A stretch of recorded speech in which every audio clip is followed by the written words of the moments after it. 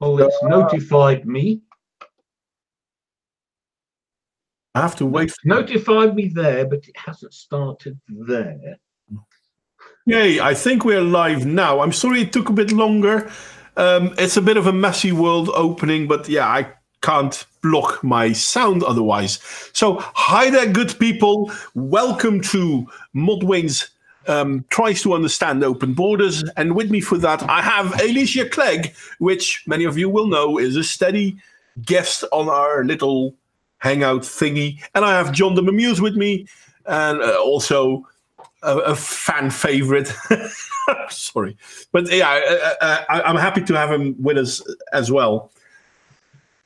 We are going to talk about open borders, but I'm not quite sure if we should start right away, considering the fact that then people might not. Well, and then listen. let's start with. I think what we should do is let's give the background on how borders even came to be political ideology, and that's what I've prepared so that we can start with the open society, the negative utilitarianism, and really understand that it's a war between, and I can't pronounce his name right. What is the philosopher? How do you pronounce his name? Hegel. Hegel, Marx, and Plato. So you have on one side of the spectrum, you have the closed society that also pushes for communism and socialism. That is actually tied with closed borders and closed societies. And so the enemies of open society are Hegel, Marx, and Plato. But a lot of people tend to think that George Soros, who is the major money behind open society, which is also the major funders for all the NGOs that are causing the influx in traffic. They believe in an open society, which is quite opposite. And a lot of people think that George Soros is a socialist communist, but he realistically is not, because the only way to have open borders and to have an open society is to get rid of all social welfare programs. So it seems counterintuitive, and I know that everybody gets shocked when they start going down that wormhole, but to find out that what he's doing right now is a way of destroying the welfare state so that he can bring about the vision of the negative utilitarianism. And that's what we're really looking at. We're looking at a genuine philosophical belief that started with, Edmund Gurney in 1847. And then Popper is the one that really got the game going, because he stated, and I quote, this is what he believed, and this is what's funding and forcing the open society. You guys are going to love this, or the open borders. Quote, "Those who promise us paradise never produce anything but hell." Yeah. Well, it's fascinating. It's basically a version of the road to hell is paved by good intentions, or paved with good intentions. Yeah. So, but here's what also people need to think about, because I was explaining. So I read Popper's book, and as people know, I made a video that said I was no longer an individualist. I was no longer a voluntarist because of it. And they were shocked, I got attacked and everything. But I go, you have to understand, is I never could foresee a negative with individualism and personal liberty, because it doesn't make sense that there could ever be a negative. It seems counterintuitive. But then I read Popper, and almost everything he says makes sense until you realize that the goal is to avoid utopianism, as it's led to the greatest mass crimes in history. The only way to do that, though, is to create a society where public policies are like laws are only made to avoid unnecessary misery. So when you start thinking about that and understand that, yeah, they'll flood every single nation with third world countries, even if their people are like going to destroy that society, it doesn't matter to them as long as there's more people that are not suffering. So that's their whole thing. It's just the greatest amount of people not suffering, and happiness is a pipe dream. Yeah, where in reality, it's basically creating more suffering. It's kind of funny because I also think that George Soros is doing what he's doing not out of a Marxist point of view, but out of a, how do you call it? And it's a German philosophical nihilism. He's doing it out of a nihilistic point of view. Basically, what he's doing by increasing the movement of certain people, he's creating social problems in the different countries. It's basically a divide and conquer sort of thing. And I'm not really sure if the people that are doing this, like him, are doing it to make the Kalergi plan go faster, or actually create resistance to the Kalergi plan. Because by pushing so many people on a society, you will get people that will stand up against it. If it would have gone slower, I'm not sure. I mean, if I compare Western society now with let's say 40, 60 years ago, 60 years ago, we also had a large influx of non-Western citizens into Europe, and lesser so than in America. But at that point in time, people stood up against it and were told how they were wrong. But it kind of stopped the influx for a while. Now we're seeing a massive influx, way bigger than we saw back then. And people speaking up or speaking out against it are immediately pushed to the side as irrelevant, which causes societies to rise up against their powers that be. For example, what we see in major way in France, but in a lesser way in England or in Great Britain or in Belgium, and even in America, where there is a movement against, it's a small movement still, but there is a movement against the massive influx of non-Western citizens. And I do say non-Western because a lot of people do recognize a difference of someone coming from a culturally cohesive country with your country than someone coming from a country that is culturally opposed to your country. Oh, exactly. I think the problem, right, with certain people is when they're too far removed, which I think George Soros is. Also, I think intellectuals are too far removed that they've bought into the lie that It's breaking up a bit. Maybe a cable of your microphone isn't working right.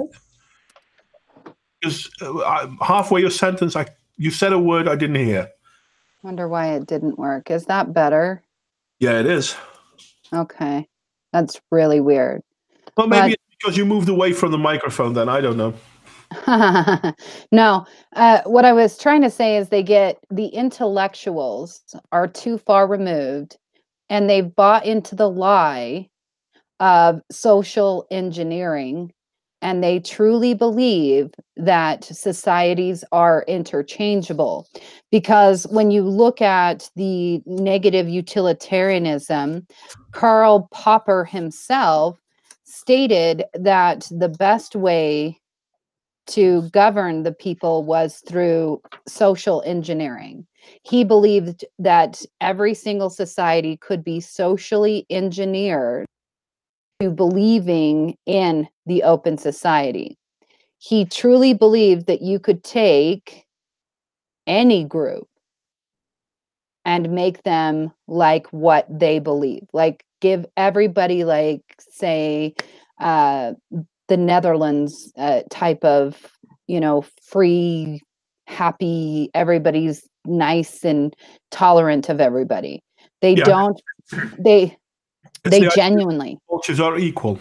Well, it's not Yeah. that. You've got the horrible blank slate nonsense, which is unfortunately really prevalent amongst the same people, the same ideas as academics have. You know, and it won't die. You know, they have this. You know, it's what feeds a lot of the gender politics. Yeah, they don't believe in genetics at all. They don't. Well, I'm not. This is the one thing I always kind of rail against as well. I don't think genetics is that big of an influence. I really do believe the biggest influence is culture. And why do I think that? Well, in all fairness, if I look at people that are genetically African, people like Larry the Elder or Thomas Sowell, or if I look like people like what's the name of that stupid professor in America, that the bike lock professor? Oh yeah. Clampton. Yeah, something like that. The one that is so proud to teach future dead cops. That idiot. If I'm going to see a civil war coming, I align myself with people that are ethnically different than me, like Larry the Elder and Thomas Sowell, and I will stand against people like that. Yes, Well, but the thing is, it's a genetic component. Yeah. You learn things as a child, and then they become ingrained. That is a genetic component. That's why people can't switch cultures. So yeah, and I agree that it's difficult to switch culture. There's no doubt there. I'm not saying it's impossible, it's difficult.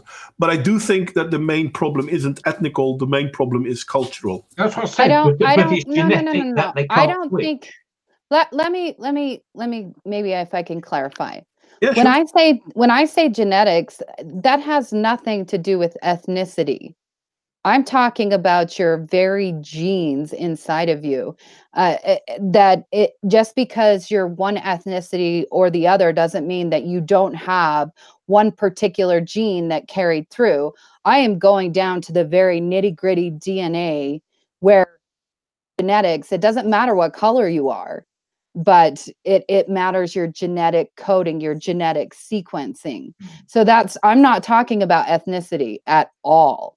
And I think that's really important to put out there, especially in light that I was recently accused of becoming an ethno-nationalist. And that really pissed me off because, and John would know that because I'm about to have a half Korean baby. My daughter's half Native American. I have absolutely no idea what my husband's gene pool is, and I've studied genetics so in depth. It doesn't even matter if both of your parents are Black. You could, in theory, you can be white. You could be born white because of your genetic, because it's polygenetic. So it's particular genes are prone to do certain things. And they do interesting tests on genes and seen that there might actually be genes that are more in favor of individualism and liberty. And then there's some genes that are more in favorable of collectivism and groupthink. And that's nothing to be ashamed of or afraid of, but we just have to get to a point where we say our DNA does shape who we are to some extent. That doesn't have anything to do with your ethnicity. It has to do with your DNA. It's like my granddaughter, she was born a blonde. She will stay a blonde forever. Her allele type is 0, which is rare. It is rare in this world, but neither one of her parents had allele type 0, but they carried the recessive allele type 0. So her DNA decided that she would be allele type 0. So that's her. Even though her ancestry says she's Chippewa, no, you can look at her and say, okay, yeah, her ancestry is Chippewa, but clearly genetically structured, she is allele type 0, which would be part of your Scandinavian countries and part of Scotland, Ireland, the top cold countries. That's what her DNA decided. She's a negative Elizabeth Warren. Yeah. Yeah, basically. Yeah, but the thing is, and I do like to point this out. Maybe I shouldn't, but the main issue, and this is, we'll come back with this when we talk about the open borders as well. The thing is, it's not about the ethnicities of people, because personally I couldn't care less, but history has shown us that where people mix with other people, they can form cohesive countries. It's not easy, but it is doable. For example, look at Switzerland, which for the longest time is a country with at least 4 major ethnic groups. But I mean, in that region, like the north of Italy is Germanic. And Alsace and Lorraine swapped between Germany and France for hundreds of years. Yeah. So ethnically speaking, France and Germany are roughly... No, but what I'm saying is while the two areas were at loggerheads, they were fighting over this one area, and it was in France, then it was in Germany, then it was in France. And the same happened at the Polish border, with the area around Breslau, Wrocław. Yeah, well, Gdansk used to be Danzig. Yeah. So, but the thing is, if we look at Switzerland, for example, I'm going to come back to this example, they are not just Germanic, because they have a large Slavic community as well. So where I'm going to say, okay, you have different cultures within Germanic people, which obviously is true, because Germany and France, to name but two, Switzerland actually has different white genetic people. I mean, well, so does Britain. So does Britain. Fair point. Yeah. So does Britain. But what keeps it together, it is a cohesive culture. But if you influence that cohesive culture by pouring in people who are not cohesive with that culture and actually are proponents against that culture, then your society will fall. It's basic divide and conquer tactics. Well, and it's been proven time and time again. The stronger society culture will always swallow the weaker, more tolerant one, which is sad, because you would really hope that the tolerant one would win. So why is it that every time we get to a point where we're starting to be more tolerant, we get swallowed by another thing? That's the one thing I agree with you, that this is what we see, but up to a certain point, because at a certain point, people rise up and start fighting. This is what happened at the beginning of the First World War and Second World War. This is the cause, well, one of the causes of the Second World War. So in the West, this is, for example, why the East Roman Empire and the West Roman Empire broke up. Because they recognized that, how should I say this? Society is being corrupted from the inside out. Yeah. People stand up to protect that society. Now, this is something that happens everywhere, don't get me wrong. The examples I'm giving are given from a European point of perspective, but I'm pretty sure it goes for other points of perspectives too. And this is the one thing that scares me the most, to be honest. It's been a while ago that I showed people the poem of Kipling. Yeah, I think it was Kipling. Beware when the Saxon. Oh, what was it? When the Saxon something. I'm crap with this. Let me look it up for a second. Well, I mean, how do you explain the fact that Christianity overtook all of Europe when it was pagan? And then also, when you think about the United States. We fought so hard for freedom, and then within 10 years we were taken over by socialism because they disguised it as welfare, and we grew a welfare state. And Well, then what about, I mean, I always think back, like, I think John was right. I was talking to John the other day, and he said it would be interesting to take it from, like, go all the way back in time and create a timeline to try to figure out why these two dogmas, you know, open borders versus closed borders, individualism versus collectivism, why they keep popping up and why these different shifts happen. Because there has to be something there, Yeah, right? that's the thing. There is something there. The problem is it's all about the nuance, and people simply do not understand nuance. People in general don't. They're obviously individuals, but in a large scale, people don't understand. it's nuance. ironic that the bigger the group, the more stupid they get. Well, Seems to yeah, be a it's like fact. you know, America, for all it's worth, we are an example of different cultures living together. And if you travel from state to state, there are different distinct cultures.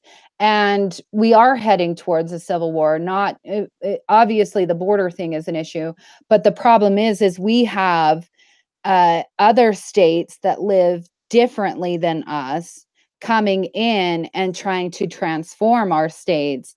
And a lot of people are getting pissed off because Utah, it has a distinct culture. If you don't like it, get the fuck out. But instead, we have people now that are just attacking, they're attacking the Mormons, which I don't like, because what they're doing is they're attacking Utah culture. They're putting all these lies out there that are not true whatsoever, to try to change our culture.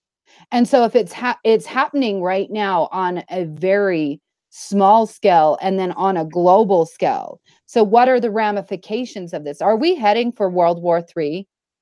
No, we're heading for an authoritarian hell. I do think we're heading for World War III. Well, no, but who are we fighting? This is the problem. The authoritarians. We will be fighting ourselves. Yeah, which was the whole point in 1984. You don't even really need an external war. You just need to tell people there's an external war. Yeah.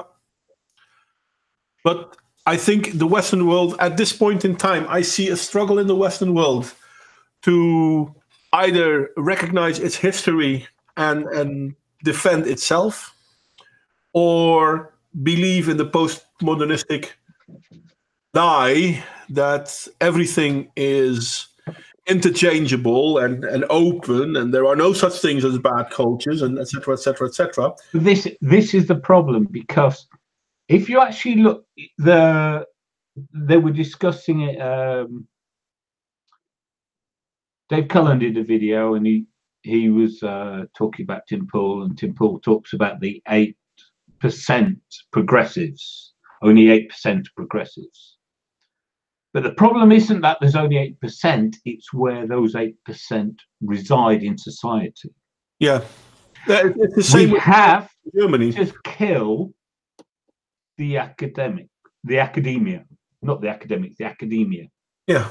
Because that's a problem, because it is a self-perpetuating propaganda machine.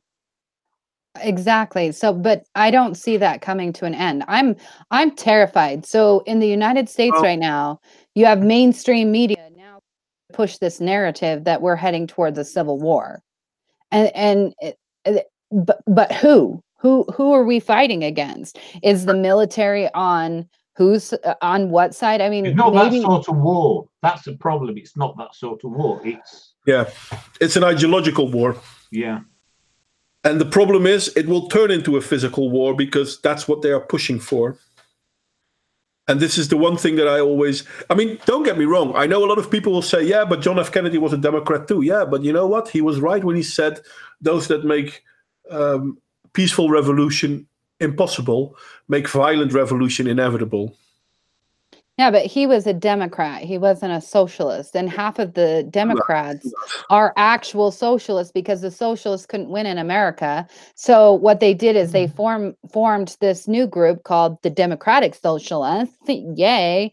And what they do is they free ride off of the Democratic, proclaiming they're Democrats, even though their platform says they're socialists and believe in socialist ideas, just not the normal.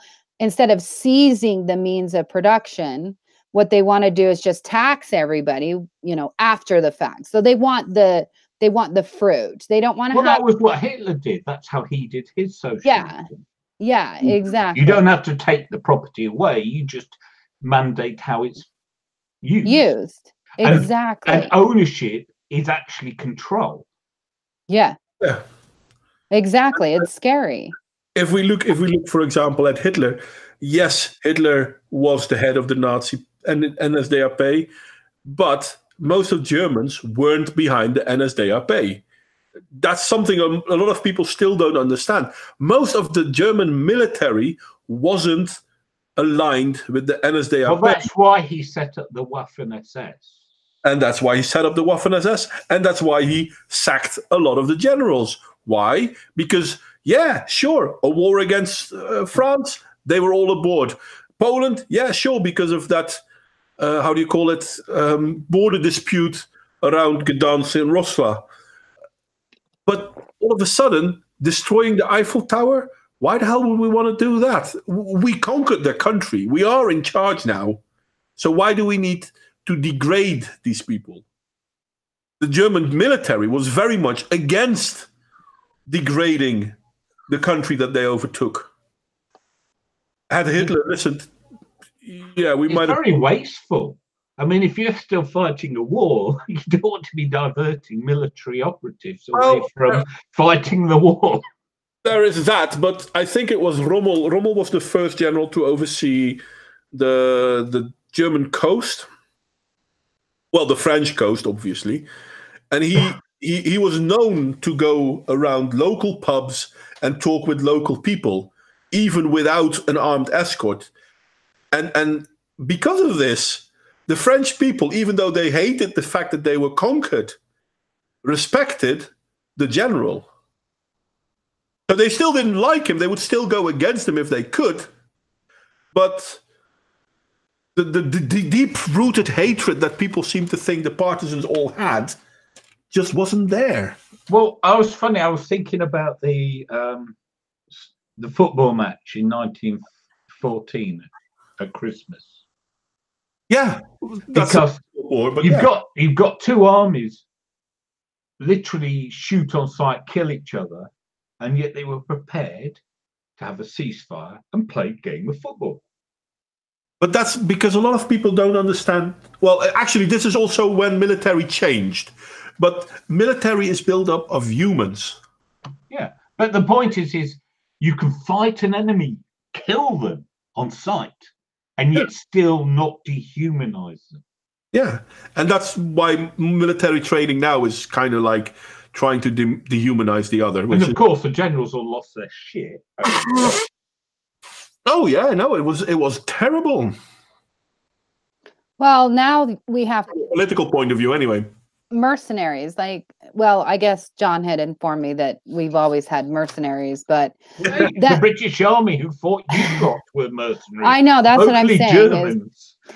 So what terrifies me though is when you think about it, even if there was a great war, and became physical, what do you really do? I know they do it. I just have a hard time believing that a military from a country would open fire on their own people.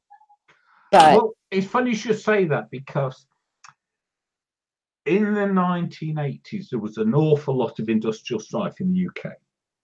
And one of the significant arenas was in my hometown. It was at a place called Orgreave. It was a coking plant. And huge groups of pickets went there every single day. I even took a day off work and visited myself. And in order to break it, what they did was this. The local police force, because in Britain all the police forces are to a county, so they're local, were very loath to be aggressive towards the strikers because they were all from the same community. So what the government did is they bussed up police officers from London, and those police officers had no trouble cracking heads. Well, yeah, you could do that easily in America because you would just send, like, say, California to Utah, Yeah. or So Utah the country to... thing's not quite the right scale. It's whatever the identified community is. Yeah. But funny enough, this is why the European Union wants its own army. That's really what scares me. I'm afraid. That's why I keep watching France to see what's going to happen there. Is it going to boil over? Which country is going to fall first? I know that there's a video floating around that nobody's sharing, like on their comment section or like a normal post. They're actually sending it via like, you know, email, not email, but like Facebook email or Twitter email. This video going around from, I don't know what state it's in. I think it's maybe Minnesota. It's one of the M's, not Montana, one of the eastern M's. Maine? No, it wouldn't be Maine. It's either Massachusetts. It's either Massachusetts, Minnesota, possibly Missouri. I can't remember. They're not what very which one. close to each other, and even I know that. No, I'm not saying close to. I can't remember which state he said. You said Eastern, an M state. like... Well, that is Eastern. I consider anything past the Mississippi East. Okay. I really do. I think of Minnesota, Iowa, Missouri, Arkansas, Louisiana. All that is east to me. I think of them as all of them Easterns. Possibly not Louisiana, though. I don't know. They're kind of an outlier in their own. But anyway, it was a preacher of sorts. I don't remember which religion he was from, but he was upset because he said that the state government had forced the whites and the blacks, and he said it just like that, the whites and the blacks, to move down to this place, this shambles and stuff. And what they did is they took like $86 million and built these nice little like kind of condo apartments. And then they're bringing in Somali refugees, Muslim Somalis to boot, and giving them $400 per children, giving them free phones. Like I've never seen like, and people are sharing this, but they're afraid to share it openly, which I found interesting that we're to that stage that people are, we're doing the non-open, You know who's in charge when you know who you've got to fear. Yeah, but obviously the Muslims can't be in charge. No. It's the so-called oppressed, voiceless, powerless. I'm sorry. SJWs. I need a fast bio break. I'll be right back, but you guys can keep it going, obviously. It was Missouri. Thank you, Ron. So, Ron, did you see the video? Do you know what I'm talking about? I bet he does. But what's happening is that I found out that the average welfare in America for citizens, like food stamps, I'll just say food stamps. So even though they're not food stamps anymore, it's only like $100 per person. So like if you had a kid, you get 100, yourself, you'd get 100, right? But then they're giving like 400. You have not seen it, but you're probably guessing that it was there. Okay. They're getting more money. And so they're already starting to create a new division. And I'm just trying to figure out if it's the Fabian socialists in charge or if it's these open society type that are in charge. Because on one side, you have this massive welfare state. And then on the other side, you have open borders, but no welfare state. And both kind of like, they both scare me because they both are really extremists. And we're screwed either way. Whichever elite wins, we're screwed. So I don't know what to do anymore. That's where I'm at. Yeah, I'm but I feel you, because that's like our politics. It's like, okay, how do I choose between these two piles of excrement? yeah, it's like this.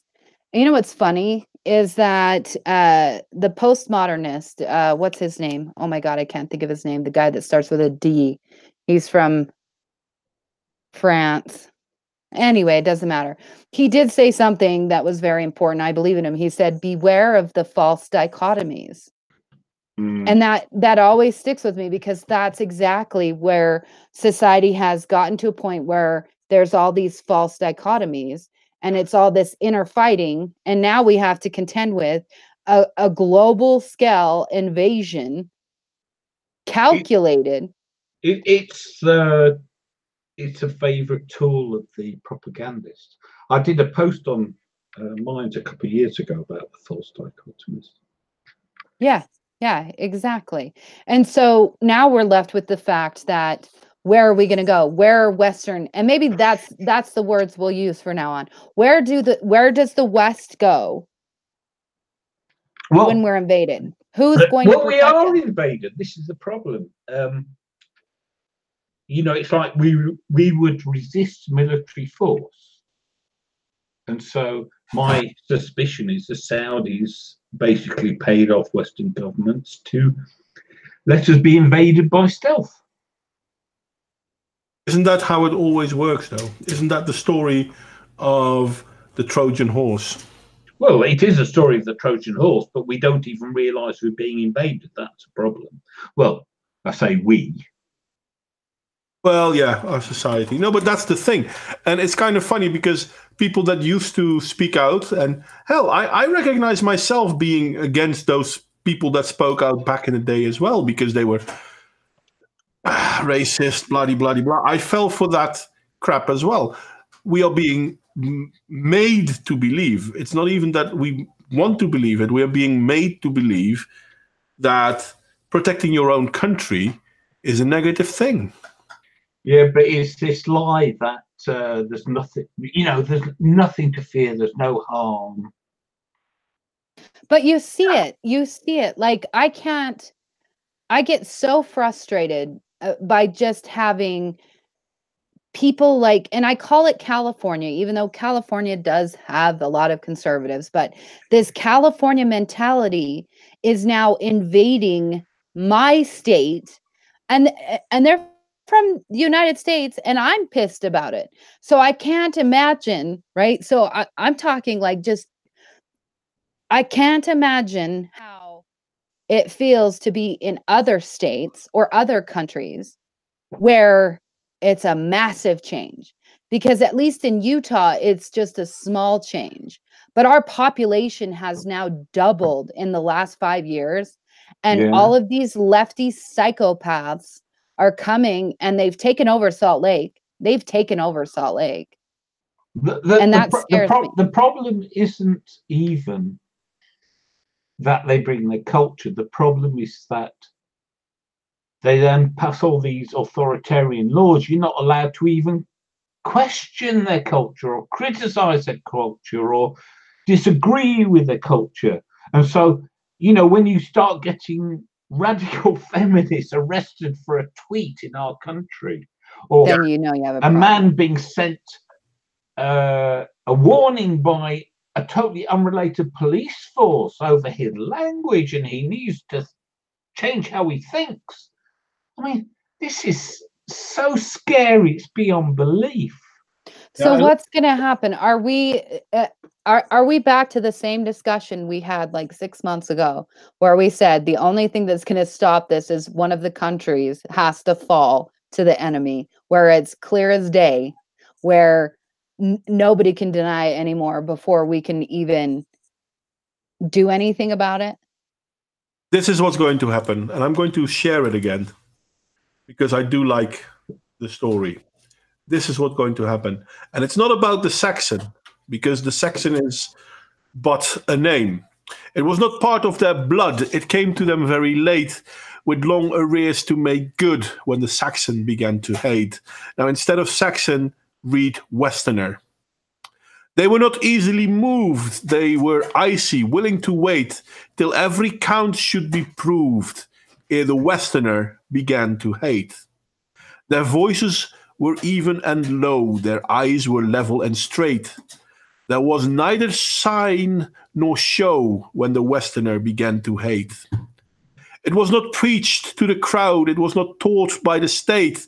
No man spoke it out loud when the Westerner began to hate. It was not suddenly bred, it will not swiftly abate. Through the chilled years ahead, when time shall count from the date, the Westerner began to hate. I am putting in Westerner for a purpose, because this is what we're already seeing happen. If we look at, for example, how the people in France are reacting to their own government, how the people in America are reacting to the Antifa push, which is in all fairness also coming from their own government. But this is still true. Most people are still quiet. Most people are still like, yeah, no, this is not about us. Until it is.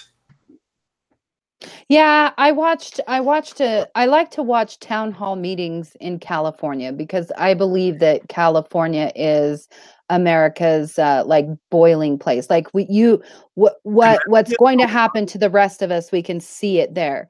Well, I follow this guy named Grindle, I think is what his name is, like Grindle something. I'll like leave a link at some point. But he goes to all of the that's when the small town hall meetings and everything. And a lot of Hispanic people even are really pissed about the open borders. There's cities in California that are not safe for anybody. So even you see that it's gotten so bad that people are afraid to go out because I read that we had, I had to read it in the UK mail, which really pisses me off because I couldn't find it in American mail, that there were 20 along our border in Texas and Mexico. They found 24 dead people. Half of them had their heads cut off. The other half were hung. And it's because there's some weird turf wars between three different Mexican gangs that are really serious. But this is the problem with the lies they spread. They claim to be speaking for the very people who don't want what they're fighting for. Yeah, they came here to escape that shit, not to have it brought up here. But it's the same with a lot of the Muslims who've come to Britain before the current influx. They came here because they hated Islam and hated the restriction, and now we're importing that culture here, and they're in fear of their lives of being ex-Muslims. Yep, they can't get away from it. So this is why the youth is creating a more extreme version. They are falling for the Salafistic belief system because they have to prove they are good Muslims. Because if they do not prove they are good Muslims, they are the first to be punished. And that's the problem. And this is not just with Islam, and this is not just with Mexico. But that we accept this concept that it is is acceptable to be unaccepting of someone leaving a religion. I'm sorry, I'm an atheist, I admit it, but it doesn't even matter. It doesn't make sense. It doesn't make sense. I don't understand how we look at our history. We look at history and then we repeat it. How in the F are we repeating this? Why are we allowing for blasphemy laws again? And why are we allowing for these radical social justice warriors to destroy our nation? Because that's the problem. Someone mentioned it earlier in a video I watched. There was a Puritanism in the 1950s, and the sexual revolution, the pill and everything. Oh, it's Jordan Peterson, sorry, he said it on an Australian thing I watched. And the sexual revolution, which came about because of the pill, was like everyone going crazy. And It destroyed all these social norms. And the social norms, there's a reason for them. And so they reassert. But the irony is they're not being reasserted by the usual suspects, which is the Christian right, is they're coming from the left. Because the inherent contradiction between the need to protect the group the left care about most, which is women, and the very licentiousness the same group in history encouraged. And so we've got the left who are the new Puritans. You must seek consent, even to dance, apparently, is a law somewhere. Oh, that was it. It was Princeton and Yale. It was Yale. You must ask repeatedly if it's still okay to dance with somebody when you dance. And that's What the rule the fuck? at Yale. Are you kidding? Oh my I'm God. not kidding. You're so doomed. Did you guys see? You're breaking up, Elicia. We didn't hear the last part. Did we see what? Hello, are you there? Can you hear me? Yes, Yeah, we can hear you again. Okay, sorry. Now I lost my train of thought. There you go. What was I going to say? Well, that's the problem. We heard you say and then nothing. No, oh, that's right. It just came back to me. ACLU, right? ACLU is like this famous, like they used to be famous for free speech activism in the United States, right? So today they posted the dumbest thing, because I follow them still because I want to know what's going on in the left. They posted that every American has a right to an abortion, even transgenders and gender non-binary. Yeah, I saw that. Did you see that? And what was funny is, this is what was really weird though, because mostly only leftists follow the ACLU at this point. Or if you're like me, you're following them still, but you don't comment because you're like, I'll just stay out of it. But almost every comment was like a GIF of, am I breaking out again? No, No, waiting for the punchline.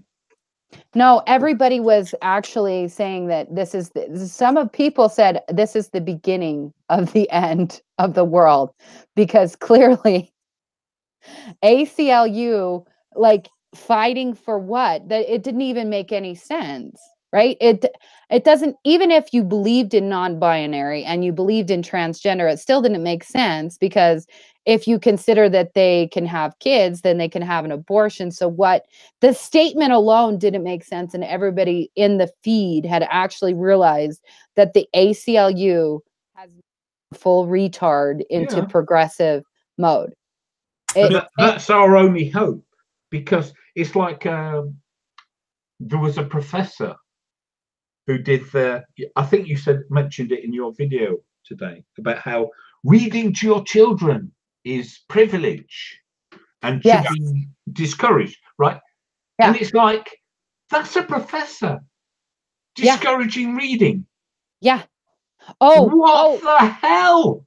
You know what else has happened in, I don't know which state, maybe somebody in our feed knows, one of the states in America just reduced grades. So in order to get an A, you only need like 80%. In order to get a passing grade, a D, it's 39%. Like, what the F are they doing? What are they doing in society? They're insane because they have no clarity of thought. There's no principle. No, there is a principle. No, they have no principles. The thing is, they are deflating society.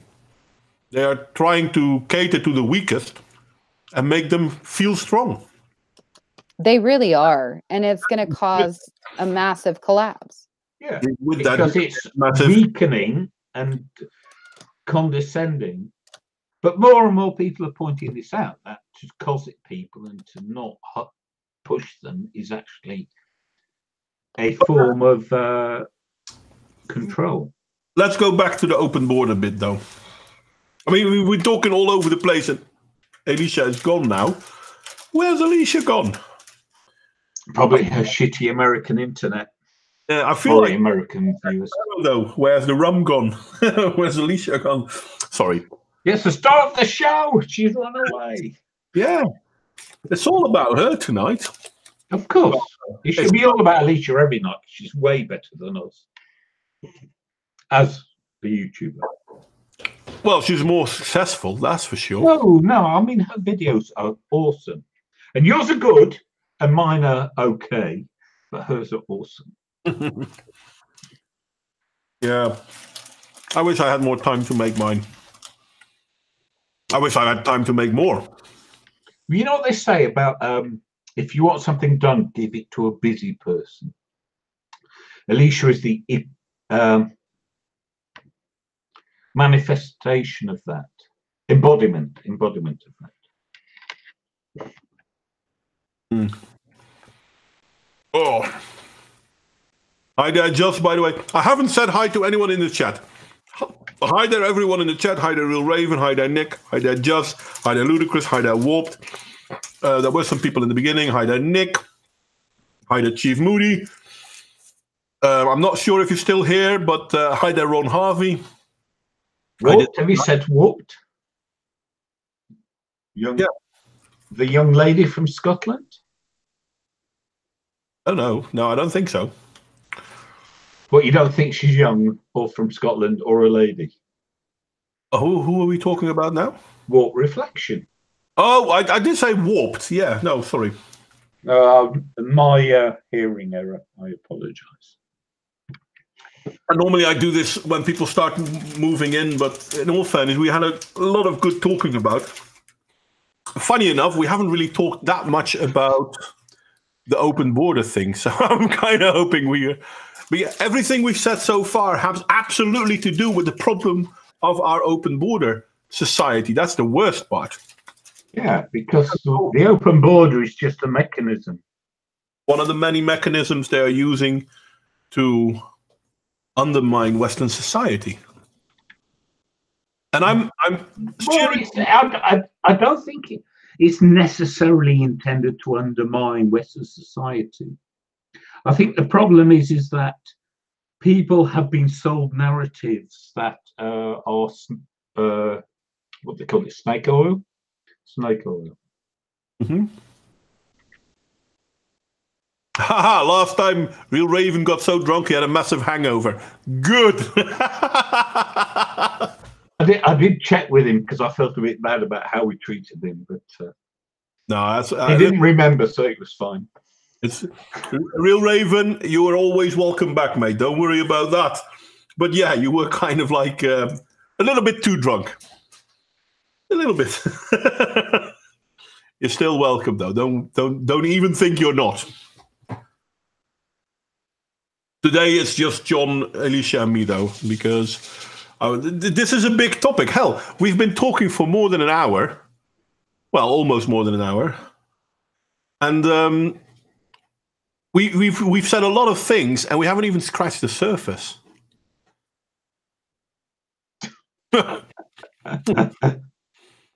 Well, I will own up to being an old man, being old and allegedly a man. Okay, I'm back. Oh my gosh. That was terrible. That was terrible. Sorry, what did I miss? My computer. Nothing, we were just babbling while you were away. No, we're saying how we were talking about a lot of things, and we haven't even scratched the surface on the open borders thing. Well, we did scratch the surface. It comes from the open society. And so we have to decide, are we going to allow for a philosophical belief to destroy our culture because we are being eaten alive, period. We're losing. The West is losing. Our culture is almost gone. Yeah, well, for a large part. But it's kind of funny because if we look at the Western countries and their open border system, look at the countries where they are welcoming people from and look at the countries where they're absolutely not welcoming people from. Well, obviously, there's the white farmers from Africa, so they shouldn't be allowed into the Western world because they see what socialism has done. Let's be honest, what happened? And they're white. And well, let's not be honest. Let's not be dishonest about the explicit racism of those who are coming here. There is that too, but we see the same thing with people trying to flee from, for example, Vietnam. They're not white, but they're not easily accepted into the Western world either. Well, they are in certain countries. In America, in certain states, they are welcome. There are states in America where the Vietnamese simply aren't welcome. Yeah, it's all propaganda. That's the problem. It is. It's the states. It's the states that, and when I say state, I mean nations, whatever, that they learned their mistake. That's why Russia's the boogeyman right now, because Russia voted out communism. Yeah. But people from the Ukraine aren't welcome in Europe. Why not? Because the Ukraine recognizes socialism when they see it. Why? Because they lived under it for such a long time. Well, what's happening to Hungary and Poland? Well, that's the second thing I wanted to say. Look at how Hungary and Poland, and to a lesser extent, Austria and Italy, are speaking out against what's happening in Europe. Because definitely Poland and Hungary are recognizing the signs of the times. It's as if they're back behind the Iron Curtain. Yeah. It's as if self-protection is become unacceptable to those in charge, and it's frightening. Yeah, they're not letting Venezuelans come here. Shouldn't we be having the Venezuelans come here? Why is it not Venezuelans? Why is it like Ecuador and a few of the places that are just fine? And we're just, I honestly don't understand what's going on. Divide and conquer. And if they bring in people that suffered from socialism and communism and stupid stuff like that, then the societies will turn against their unfettered migrants fast. Well, no. The problem isn't new. Throughout the 19th century, there was a very long, hard struggle to increase who had the vote. And the debate was a very simple one. If we give the vote to those people, they'll vote for somebody else. To the extent that I was listening to, this is a story told by the honey badgers, who know a lot more about this than me. To the extent that in America, there was a clear majority in favor of women having the vote 30, 40 years before they got it. Why did they not get it? Because, not America, Britain, because the people who would get the vote were the wealthy. And the Liberal Party, the Conservative Party was supposed to be the wealthy, the Liberal Party is supposed to be the not so wealthy, wouldn't accept only wealthy women getting the vote, because they thought that was the end of them ever getting back into government. That's the narrative. People in politics will support the arrival or the enfranchisement or whatever of those people who will vote for them. Yeah. This is why, for example, I think it was under Reagan that they wanted to have 50,000 Vietnamese refugees to be located in California. And California fought them tooth and nail. They didn't want them in. Why? Well, because they're Vietnamese. They recognize the problem of communism. So that's, I get it. I get it. So that's why they're against. That's really messed up. They really, They really want the vote so bad Yeah. that they're willing to watch their country fall. But that doesn't make sense. How can you, like, if your country is falling, where are you going to get your money? They only get their money from taxpayers. Because they don't understand economics. Is there a single person in government who has a clue about economics? They live in gated communities, so why are they worried? Yeah, they're so far removed. Well, I don't know.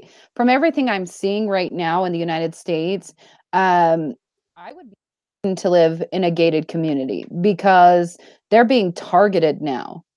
Eat the rich is becoming a thing. It started Funnily with enough, I thought about that years ago when I heard about that.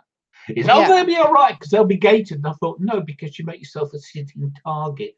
And, it's like knowing the history of siege warfare. It never ends well for those besieged. Exactly. So it is this disconnect. I swear there's so many stupid people. And what's sad, and this is what's sad, is because I am like, my core belief system is open borders, free travel, and all of that, right? That's what I truly deep down really want and I really believe in.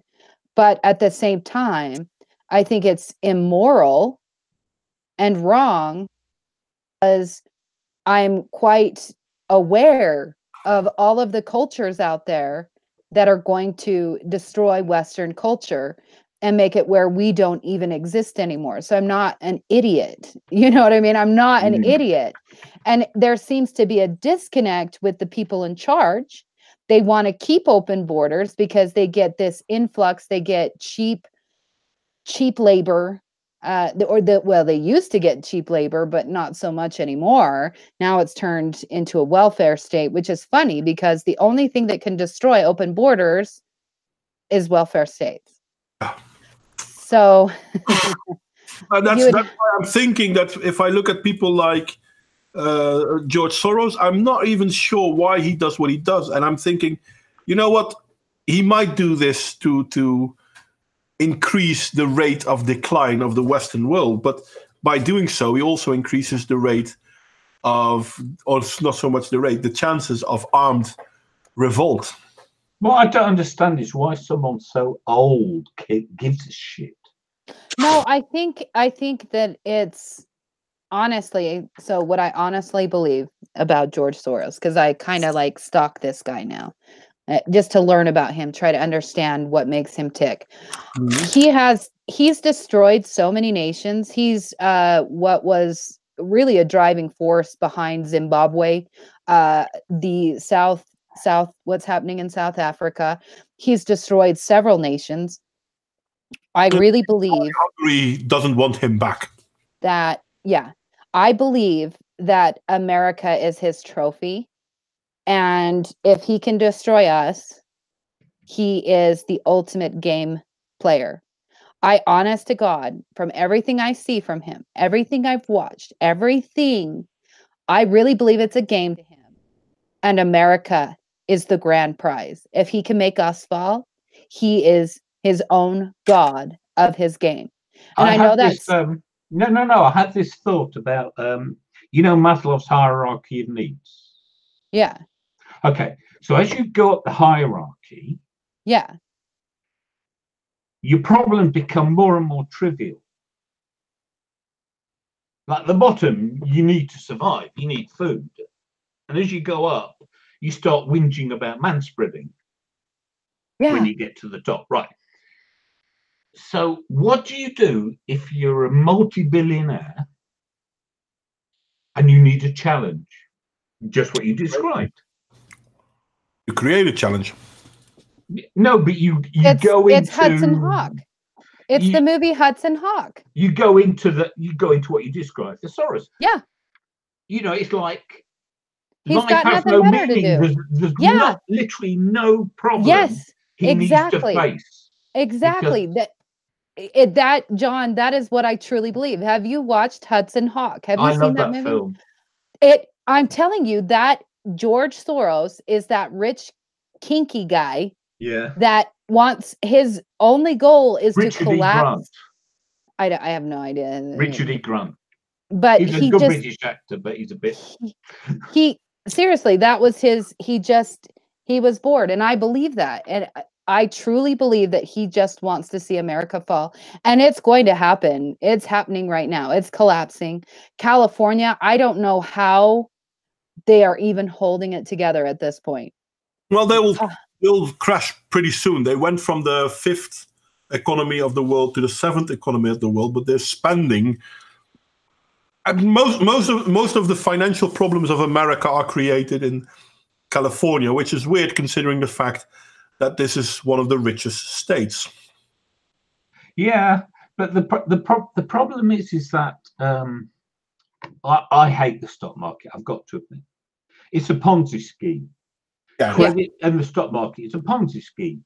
Yeah. And so there is no connection between economic reality and how well economy seems to do. So economies manage to carry on for decades after their viability is over, simply through credit and market manipulation. Well, the funny thing is, this is the way you can prove that the markets, fucking hell, Wall Street stuff. This is how you can prove it's bullshit. Insider trading is considered to be negative, but isn't the whole idea that you support companies that do well? Yeah, exactly. Oh, no, but that's not what insider trading is about. Mm-hmm. No, it's not. Insider trading is the exploitation of people outside the market, i.e. the normal investor, by people who've got advanced knowledge because they're involved in deals ahead of time. Yeah, well, it is about having information about a company that others do not have.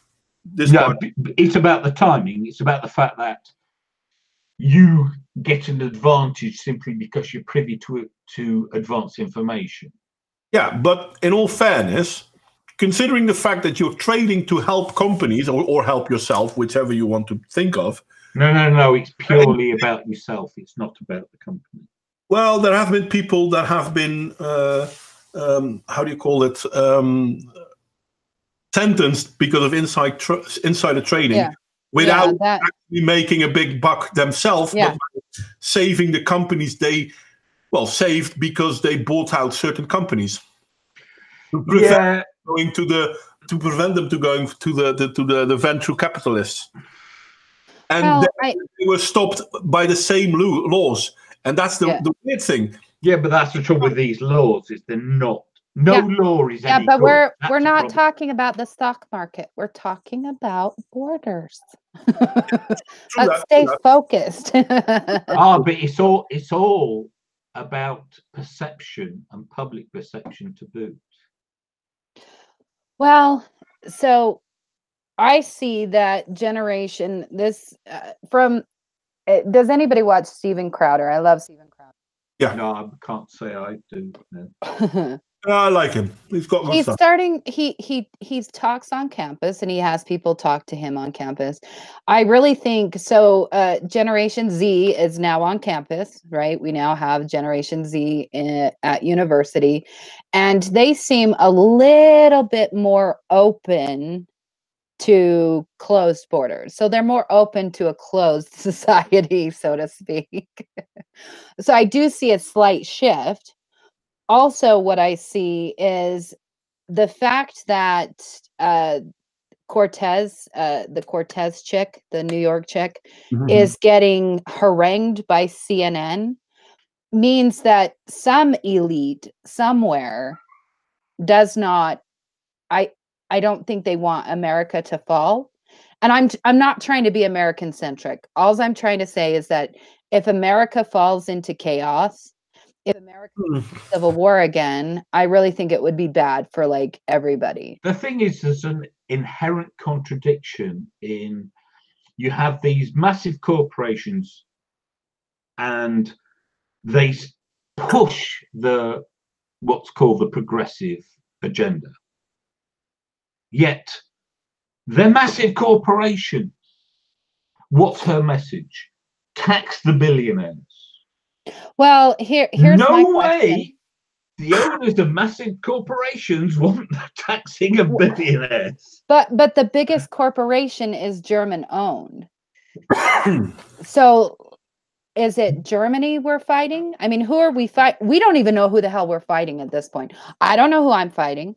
Here's another problem with the stock market. Okay, so in Britain, massive investors are pension funds. Yeah. So here's the problem. My money in a pension, which might be a few thousand, whatever, tens of thousands, but it's a tiny proportion of that pension fund. So I have no particular influence on that pension fund. So there's a manager whose job it is to maximize the rewards, and it's all very, very short term. And so they go in and they exert influence and they change boards and this, that, and the other. And it's all faceless. No one is doing it. You know, the whole point of capitalism is I invest and I do it wisely for my own interest. But that's cut out because a large majority of the investment is now being done by these faceless collective groups of pensions or whatever. Well, maybe that's why they're collapsing our society. Maybe it has nothing to do with the past deals or any conspiracies. Maybe they just know that the economy is going to collapse because they don't have enough money to pay the pensioners. And so therefore they want to start a war to kill off all the old people so that we can start over again. That's a little apocalyptic. Actually, it's not that far-fetched. No, I know, but I don't think it's that conscious. Well, in all fairness, have you ever heard of the young man paradox? I have not, no. The young man paradox is basically that if a country becomes bigger than a certain size and the society grows too fast and you have too many young men, your country will fall for unrest, civil unrest. Yeah. I know about the young men being a problem, but I didn't know that yet. And this is either being directed outwards, so you're going to start a war with another country, or it will direct itself inward. The thing with the young men paradox is that it's not just young men that are the problem. If you have a surplus of men in any way, so old men, same thing, if they don't have a contributing share in society, or at least a place where they feel they are contributing to society, it too will cause civil unrest. So you're saying we just need to have a great male kill-off? No. Are you suggesting we have a male kill-off? No, but the irony is that the policies in countries like ours over the last 40 years have been massively to concentrate wealth at the top. The rich get richer and the poor get poorer. Where the hell is anywhere in the Western world where the poor are getting poorer?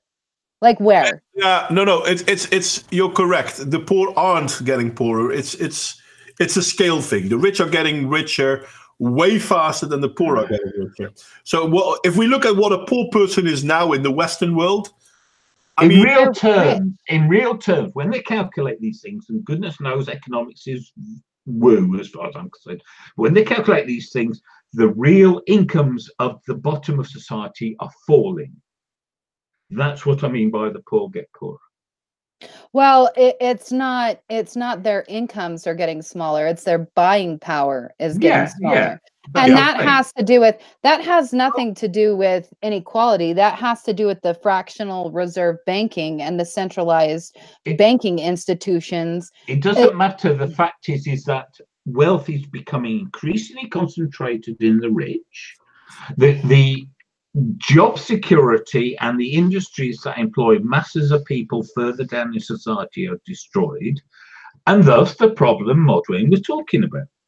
Well, and I see some of that in the United States. Like for Obama, he destroyed a lot of cities because he got rid of coal. But what I'm seeing in America, the real problem, one of the biggest problems that nobody talks about is we have a homeless crisis. But that being said, the majority of the homeless, not all, hashtag not all, and nobody get pissed at me. Don't fucking come over and dogpile me. They're drug addicts and they're choosing to be homeless. So now we have this severe drug problem in the United States. It's bad.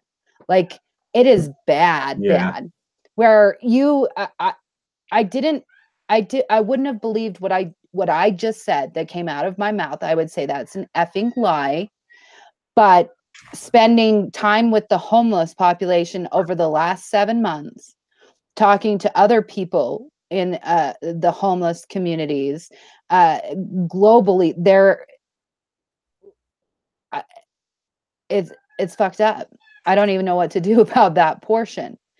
And why do you think so many drugs are illegal? Because it's a money-making racket. Yeah. Well, yeah, they should legalize all the drugs, but that doesn't alleviate the problem of the drug addicts. No, but every drug that my sister was on was legal. Xanax is legal. Opioids are legal. They're not illegal drugs. Let me clarify this a little bit, because I come from a country where we did kind of find a way to deal with problematic drugs use. And there will always be extremes. So I'm not talking about individual cases like your sister. But what the Netherlands has shown time and again is that by criminalizing the use, not the selling, but the use of drugs, you are only increasing criminality around it. But by recognizing that, how do you call it? An addict has a problem. So they're a patient, they're a victim of this just as much as what other people like to think. Changes the way you approach the problem of addiction. And by changing the way you approach addictions, you create more ways to help these people. Now, don't get me wrong. I don't say that means that, okay, let them use whatever drugs they want to do. But because they did that, we also saw that there were a large group of people who were addicted and were abusing substances, but kept it in check because they did want to participate in society. And society itself didn't ostracize them for being addicts. And by this, people were able, for example, to use drugs like heroin and still be contributing members to society. I mean, you consider how many, especially young men, are in prison for drug possession. Well, I mean, I think we have to, but I think it's also symptomatic of our society falling into decay and utter, just lost nihilism, as if there's nothing left for anybody. And that's why they have to do the simple fact that in the United States, they think it's immoral to build a border wall because we need to let everybody in, I think is nihilistic. Yeah. I can't think of anything that is positive by allowing for everybody to come in, because even, and that's what I want to say, if there were, so we have a caravan building again, and it's like 100,000, and who knows if it's real, but 100,000 are going to come in at once. If that 100,000 were, say, straight, white males, they'd probably build the border wall. And I said, I said what I said to, I've been saying it on Minds, is I would like to get 100,000 young white men together to form a caravan down, start down like by Ecuador and drive up through and see what happens. We should do that with what we should do, what we could do. This might be a way of saving our society. There surely has to be at least how many males, what's the population of South Africa? How many white males do we got there? Does anybody know? I think it was a few 100,000 actually. I'll look it up. I made a video, but I'm not sure if I'm talking about the population of white Africa or Boers. There is a difference. Yeah, look it up, because if we were to start, like, so you have to do it kind of underground, but everybody does like a GoFundMe to get plane tickets, right? And stage like 10 to 50,000 young white males that are political refugees coming up to the American border through Mexico. I would love to see what would happen. We Oh, have the to do left it. would lose their shit. I know, but that's what I'm saying is that the only way to save our society? And we could do it also where are they coming in through Europe? We do the same thing in Europe. We have No, half but of them. here's the funny thing. Here's the funny thing about that, though, because much of the anti-immigrant feeling in Britain wasn't against non-Europeans. It was against people whiter than us. It was against the Poles and the Romanians. It wasn't a racial thing at all. Yeah. Because they would come here and set up their own communities and not integrate, and people didn't like it because people don't like large assertive groups of other cultures in vicinity. It had nothing to do with race. But of course, the left couldn't wait to call Brexit racism, but it wasn't. Well, that's what's going to happen. There was as much objection to Romanians as there was to. Well, yeah, but I mean, it would prove a point. Maybe that is, we have to. I'm just saying, is if we don't come up with a I don't want to go to civil war. I'm just saying it right now. I don't want to go to civil war. The only problem is war. you're talking about people so inherently dishonest. It doesn't matter what you do, they will spin it. Yep, that is the problem. Coming back to the numbers, about 9% of South Africa's population in 2011 was white. About 80% was African. About 9% is colored, so that's interesting because. And white is actually the third largest group. So African being first, colored being second, and white being third.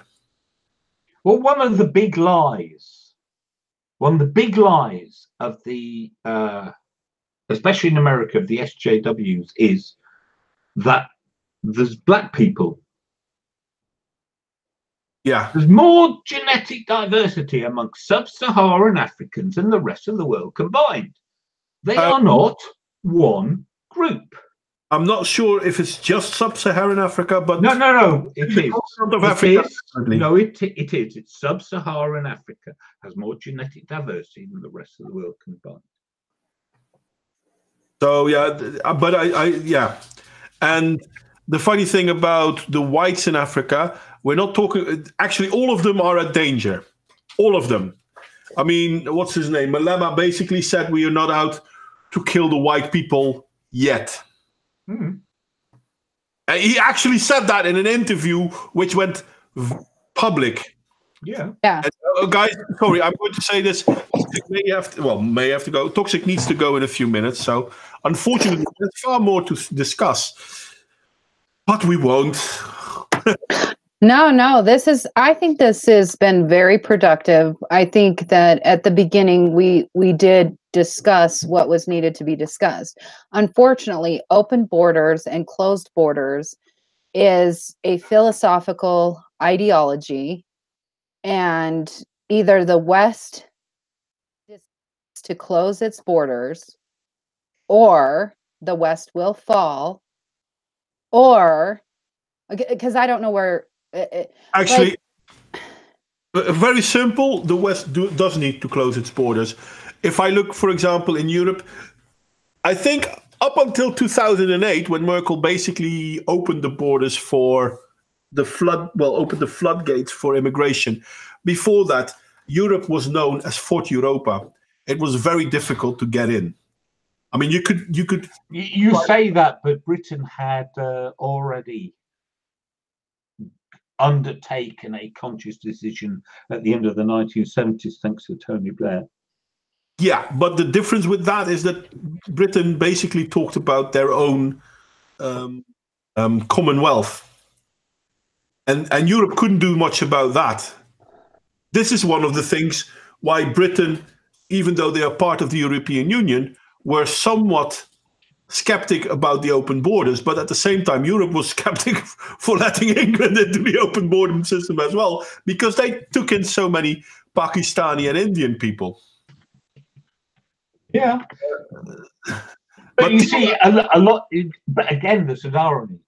The Indian people are culturally similar to us. Yeah. The Pakistani people are not. No, and that's the problem. And if we look at the people we're taking in at the moment, most of the people that we're taking in are culturally absolutely not cohesive with our society. And at the same time, I mean, we took in millions of people from Syria, quote unquote, which most of them weren't from Syria, but never mind that. Yeah, most of them from North Africa. Yeah, because there's a civil war in Syria. So now, obviously, we need to let in people from Morocco as well. But there's a civil war going on in the Ukraine, and Europe absolutely doesn't want anyone to take in Ukrainian refugees, actually tries to deny the fact that there is such a thing as a Ukrainian refugee, even though there are as many displaced people in the Ukraine as there are in Syria. And the funny thing is, Poland was always against the whole, we are taking in Muslims. They basically said, yeah, no, we're not going to do that. But they've taken in loads of Ukrainians. And the European Union kind of tries to deny that because they're not refugees. Oh, geez. That's crazy. That's the stupidity. So the thing is, I'm not so much a proponent for closing our borders. I'm more of a proponent to defend our borders. Is almost the same, but there is a slight. Yeah. I agree. I agree. Yeah, I don't want closed borders, because then I guess my daughter's husband will never come to America. That would be awful. Yeah, by the way, my daughter got married. Yay. Well, it's just so, we're going to have a wedding later, but it's just to start the process. Apparently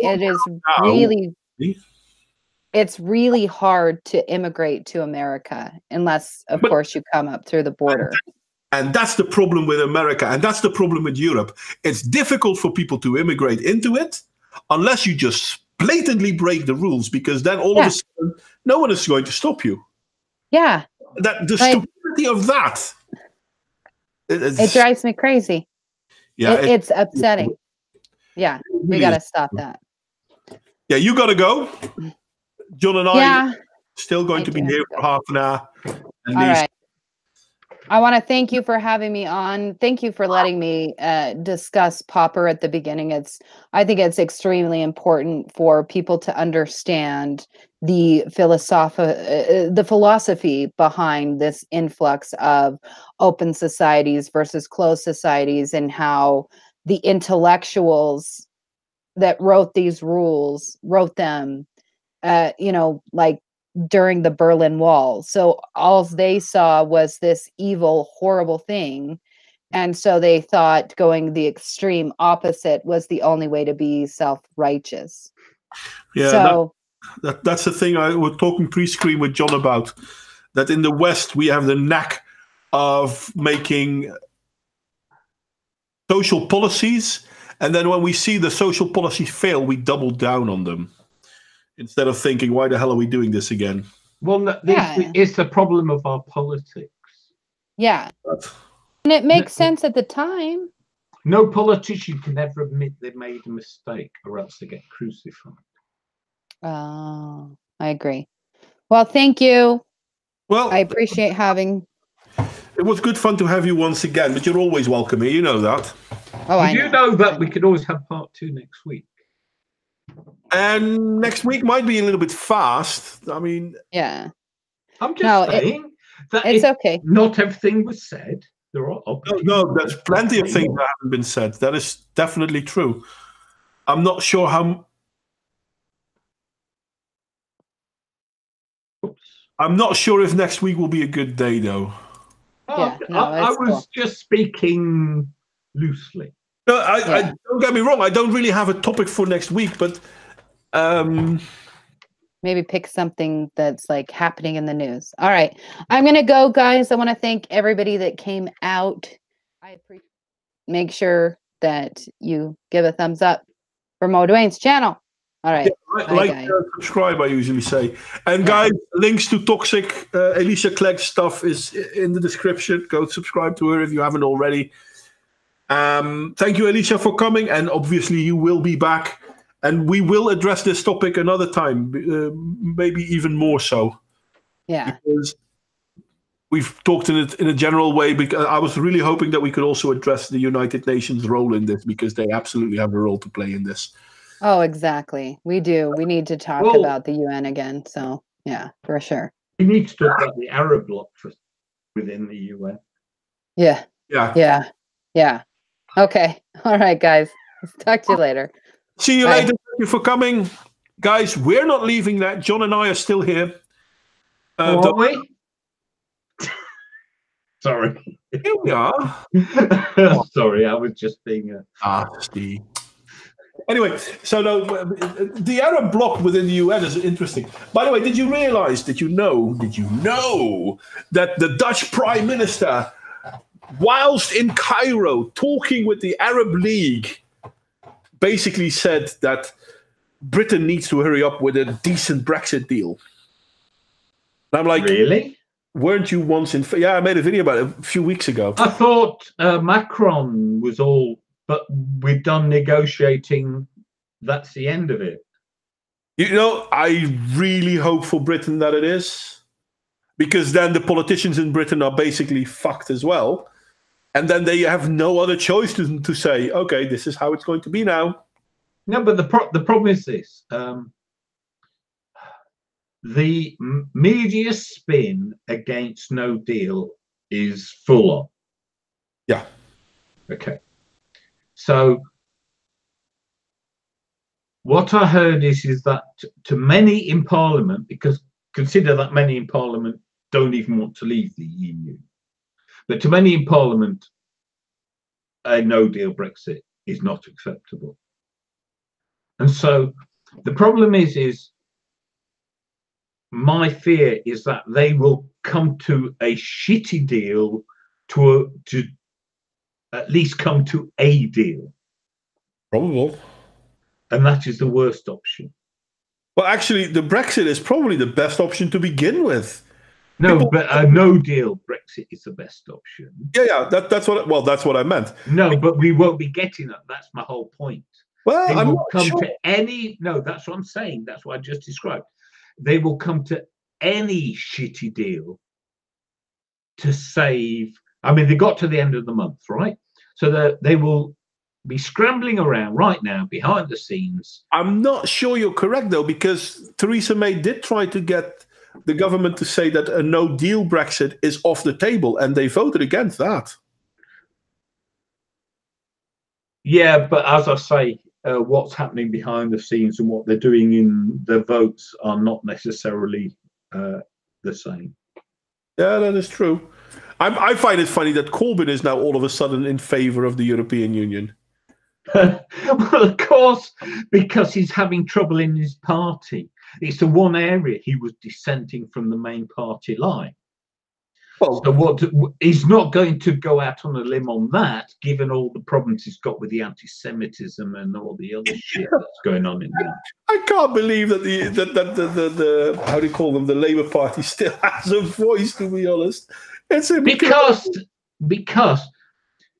you see, this is the irony. When the vote was changed in 1918. Representation of the People Act, the government was a Liberal Party, and you had the Liberal Party and the Conservative parties were the two parties of government. By 1929, so that's 11 years after passing the Act, we had our first Labour government. It was a minority Labour government, but it was still the first Labour government. There has never since been even a sizable Liberal representation in Parliament. Yet still they have so much power. No. Liberal representation. They Oh. were the party who in 1918 were in government. I wonder why that is. By Then. 1920, because they passed the law in 1918 to extend the franchise to everybody. And instead of liberalism versus conservatism, you got the Labour Party versus conservatism. Got to remember, when I say liberalism, I mean the British Liberal Party, which is a centrist party. Because in all fairness, Labour is also conservative, but it's conservative. No. But from a different angle. No, you're missing the point there.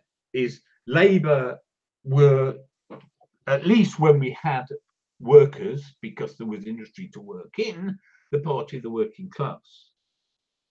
Yeah. But the Liberals were the progressive end of the middle class, because only the middle class and upper class could vote. Yeah. So by passing the Representation of the People Act in 1918, they signed their death knell as a political force. But did they create the system? I mean, did that create the first past the post system? No, the first past the post system has been going back for 800 years. Yeah, because that's always been there, which is also a problem, to be honest. Of course it's a problem. But the problem is that the only people who can change it are the people who have just benefited from it and gotten into power. For instance, in the Conservative government ran from 1979 to 1997, which is 18 years, under two prime ministers, Margaret Thatcher and John Major. Major was a crappy one, though. Yes. Sorry, go on. No, but the point is that Labour seemed to be forever out of power, and the dynamics of the first past the post system seemed to never be an end in sight. Then everything changed under John Major, because John Major, he did Black Monday, he destroyed the economy, he let Soros make his billions off the Bank of England. Yeah, it was a problem.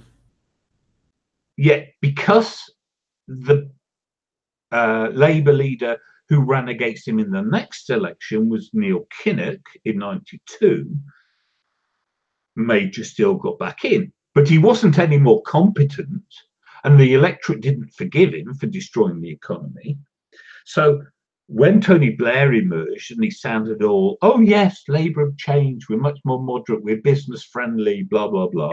Yeah. Which was a nice trick. So he got in with a landslide. But the point is until he got in,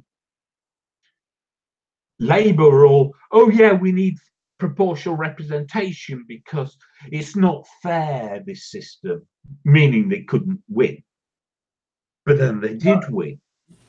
And all of a sudden, all that fine talk of proportional representation went out the window, because they just benefited from the very system they'd previously spoken against.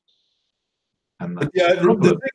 Most politicians are crap, let's be honest about that, but English Labour is particularly... Well, because there's no working class anymore, and the middle class who've always run the party have just abandoned them in favour of the identity politics of the social justice morons. But if I'm looking back, even in the Netherlands, if I look at the parties that are saying that they are there for the working class, they never really were. Well, you can't be for people who aren't homogenous, and no class of people is homogenous. That's the thing. That's true. It's still weird, though. I mean, at one point, I'm like, you know what? I should go for government. At the same point, I realized that the chances of me ever achieving anything are less than slim. But there is this... We are creating a society where you're not allowed to speak out against anything other than what they tell you to speak out against. Because it's authoritarianism. Yeah.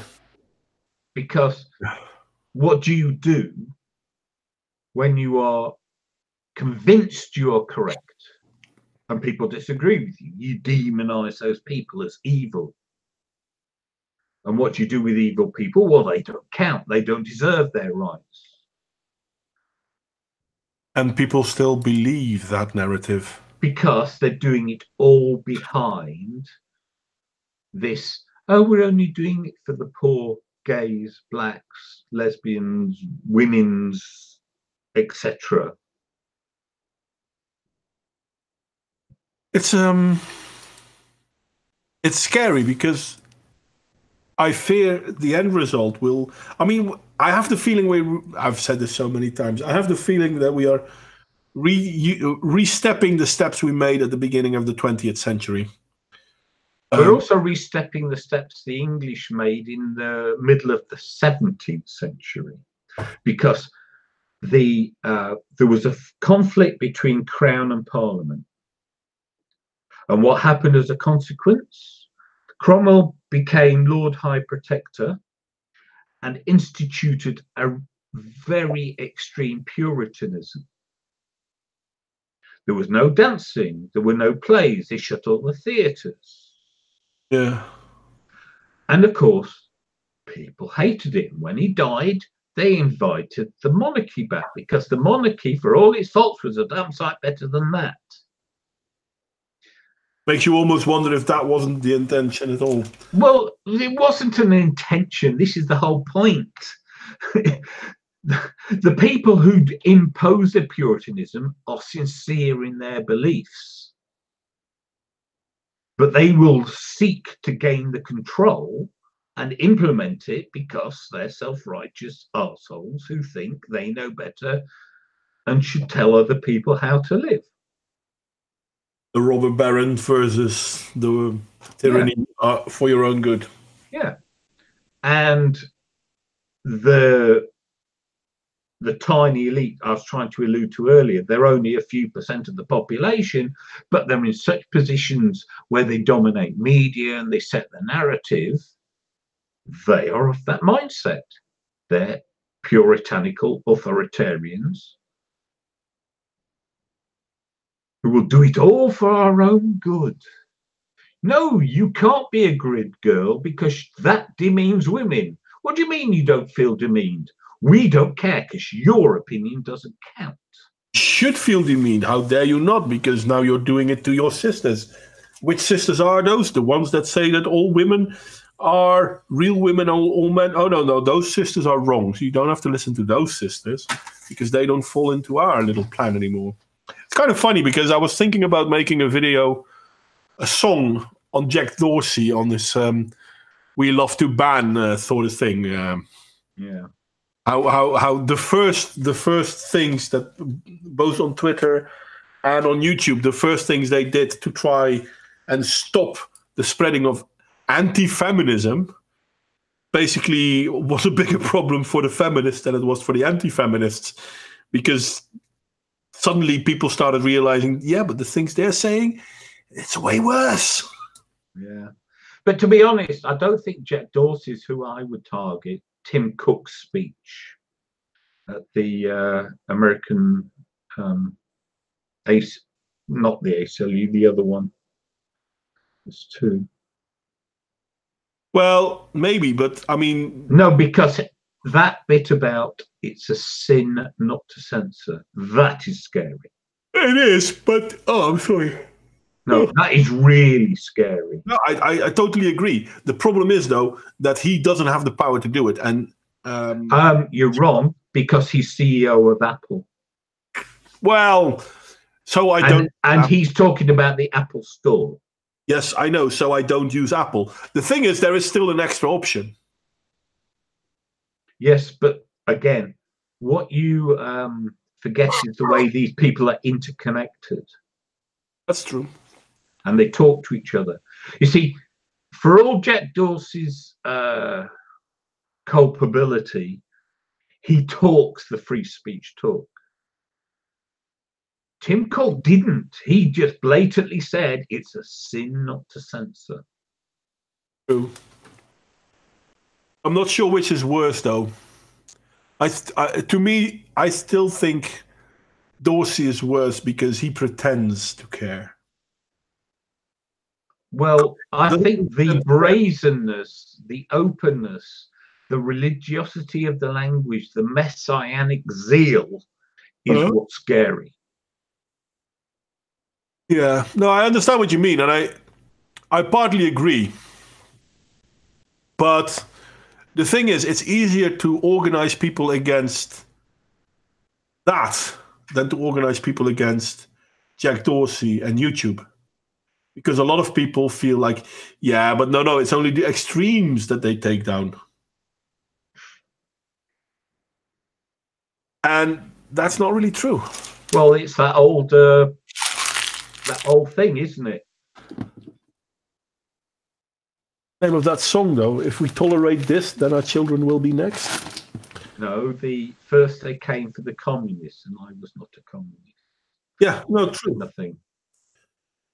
So because the problem with them coming for the extremes is eventually you become the extreme. Well, but that's what we're seeing with the feminists now. Yeah. All of a sudden, feminists are being accused. And there are women out there who are totally not happy about the transgenders being allowed to compete within women's sports because, once again, all they've proven is that the best woman out there is a man. Well done. Yeah, well, one of the biggest... you see, this is a funny thing because the biggest irony of intersexual feminism is the destruction of the competitiveness of women. Yeah. And listen, there's nothing a woman needs to fear in Western society other than a feminist. Yeah, of course. On average, men will protect women. Feminists won't. Feminists will protect feminists, yeah, sure, but they won't protect women. Fuck women. Who cares? It's kind of funny considering. Well, I must admit, it is a turn I would never have expected. Yeah, I actually did, to be honest. Oh my God, Real Raven's gone insane. Sorry, I've just read him say JF Garipay is his favourite YouTuber. Who is JF Garipay? I'm crap with names. That moron from Canada with a French accent. Can't remember him. He used to be the co-host with Warski. Oh, that one. Yeah. He's the one that's so in favor of the ethno nationality thing. He is though, John. Don't judge me. Sorry, Real Raven. According to Gad Sad, it is bad to not judge, so I will judge you. Well, it is bad to not judge, and it is highly entertaining. Everyone judges. This is the point. Yeah. And those who claim to not judge are the most judgy. Yeah, no, and people should judge because that's natural. Because humans look for patterns. If you stop doing that, you might as well stop living. But yeah, no, I forgot because I once tried to make a video about him, but I got sidetracked and I forgot about it. It's the accent, Real Raven. I will never watch someone with that accent. It's awful. It's kind of funny because Carlos pointed out how he is all in favor of the white supremacy, but he had girlfriends that weren't of the same ethnicity of himself. Yeah, honestly, racism is the most moronic attitude a person can take. That's my opinion. Well, yeah, in a way. No, it is. There is literally nothing rational about it.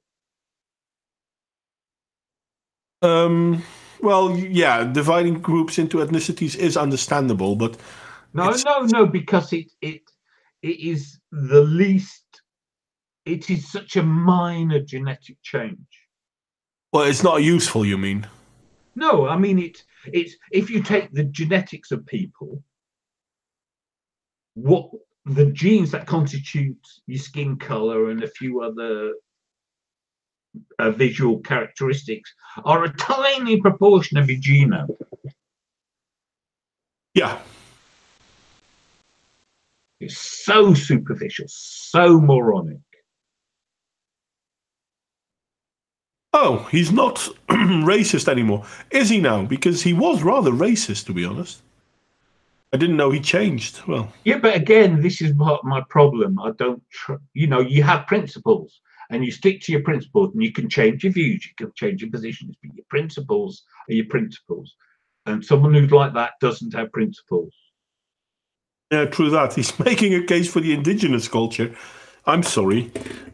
Sounds like a political convert. Yeah, precisely. A religious convert, sorry. Kind of like Candace Owen now all of a sudden is right wing. Well, Lacey Green is like she was in a religious cult. Then she becomes a feminist, and she becomes a very outspoken feminist because... Yeah, it's changing one religion for the next. Yeah. And it's the zeal that's the problem, not the belief, or more than the belief. True that. Everything's complicated, and people who speak with certainty and absoluteness are not seeing complexity. And there is that. It's scary, though. I mean, people fall for it. Time and again, people fall for it. Oh no! All of a sudden now they're in favor of what we're saying. It's the funny thing that we see with so many cultures. Like the first requirement for racism is a complete lack of IQ. Yeah. Yeah. Wouldn't say that either. But awareness, maybe a lack of awareness. I think that's a better definition. I don't know, I like it. It gets to the point. Yeah. Well, that's the thing, though. I mean, you know what? Say anything outrageous. I don't care, because it's merely an opening for a discussion. And I think that's the main problem I have with the left. There is no discussion anymore. You're not allowed to wrong think. Because it's ideology, it's religion. Yeah. I mean, if I look at myself, and obviously we're no longer on topic, but if I look at myself on Minds, there are so many people I am subscribed to. I'm subscribed to the furthest on the left and the furthest on the right, and I don't care, because if I see them say something I agree with, then I agree, and if I see them saying something I disagree with, I disagree. I don't care for their ideology. I care for what they're saying, because if we merely look at ideology, we're missing out on just about everything else that there is.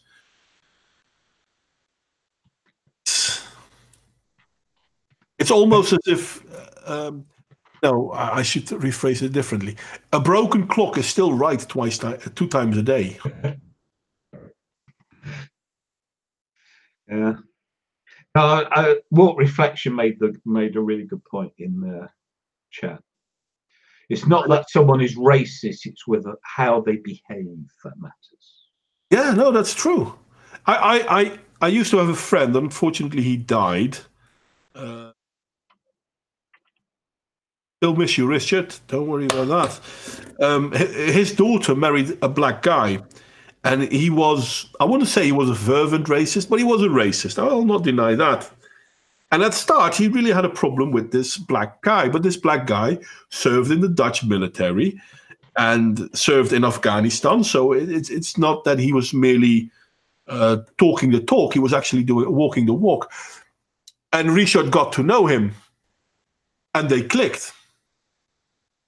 And this is the problem I have with racism, because racism is always about the people you don't know. Yeah, exactly. I mean, I grew up in an era where racism was a thing and sexism was a thing.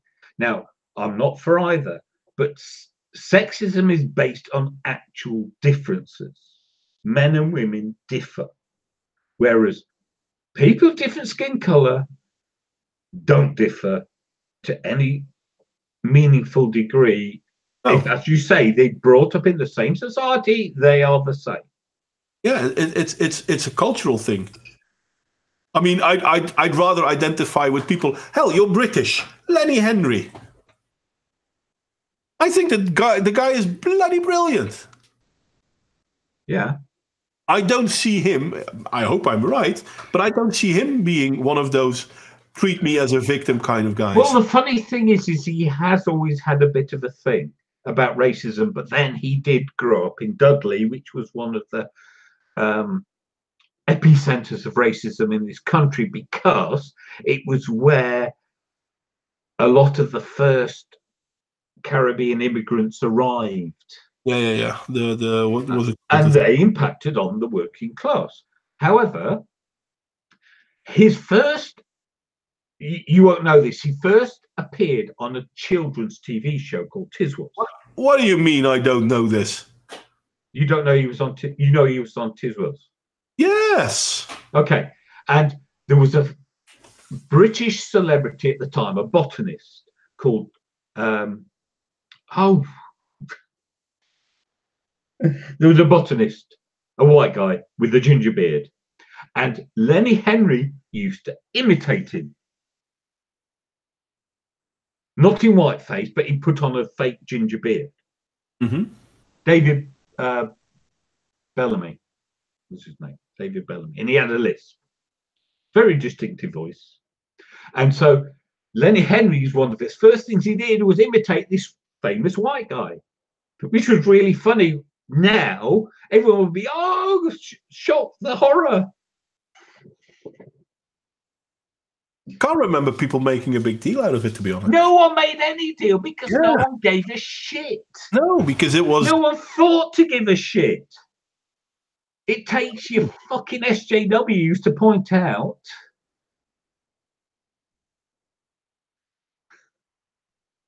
And I mean, if I look at his later work, for example, his Chef, I love that show. I love that, well, series, show, whatever you want to call it. Mm-hmm. I never watched it, but yeah, okay. Oh, it was fucking brilliant. Where he's a chef of a fancy restaurant, and he's trying to make things work. And yeah, obviously there are some black and white issues in there, but hardly any, because most of it was based on merit. If you're an idiot, you're an idiot, and you're going to be, well, annoyed because you're an idiot. Yeah, the show was called Chef. Yeah, I know. Thanks, Warped. It was brilliant, though. I loved it. I loved it. So you should see it. But yeah, the thing is, you don't know how people will develop onward, and I have to admit, I haven't followed him that much. He had a Lenny Henry show. I saw that from time to time. I haven't seen all the... but I think after Chef, I haven't followed him anymore. And again, you see, because we have these one major difference between our European countries and America is this legacy of what they call it, racial mix and I don't know the word. It's not familiar to me. Miscegenation, I don't know, something. And we never have that here. You know, and so Lenny Henry married Dawn French. You know, that I did not know. Yeah, he was married to Dawn French for the longest time. And she was lesbian. Phil Lynott of Thin Lizzy, a black Irishman, which was a bit weird, was married to the daughter of Leslie Crowther, who was a very popular children's entertainer in the 70s. Sleep well, Warped. Okay. And no one gave the monkeys. No, but that's the thing. And this is the one thing that I always liked about Lenny Henry. I mean, the way I saw it, I never saw him as a black guy or whatnot. I saw him as a comedian. Well, especially as he had a good Dudley accent. So he was as brilliant from Dudley as anyone else from Dudley. That was the I forgot the name. There was this boxer, heavyweight boxer, who also. Yeah, Frank Bruno. No, it was. I'm not sure. It was Frank Bruno. Black guy. Yes, Frank Bruno. And he was often at Children BBC as well. Yeah. And I'm like, yes, this is not about black people. There was a vote recently. I only know about this because somebody complained that there were no women in the list. And it was 10 top people of the 20th century. And it was voted on by the British public. And the two examples they gave were the best sports person of all time was Muhammad Ali. And the most important political figure of the 20th century was Martin Luther King Jr. I disagree on both of them, actually. No, but the point is this. This is the vote of the British public who voted for two black Americans. Fair enough. So, not xenophobic, not racist, but the progressives had something to moan about because there were no women. I heard there's a movie coming out for the Williams sister, the tennis sisters. Serena and I forgot. And it reveals they're really men. And no, well, it's getting funnier than that. So there's going to be a movie about them. And the guy playing their father is going to be Will Smith. Okay. People are now complaining because he isn't black enough. Will Smith isn't black enough. Will Smith isn't black enough.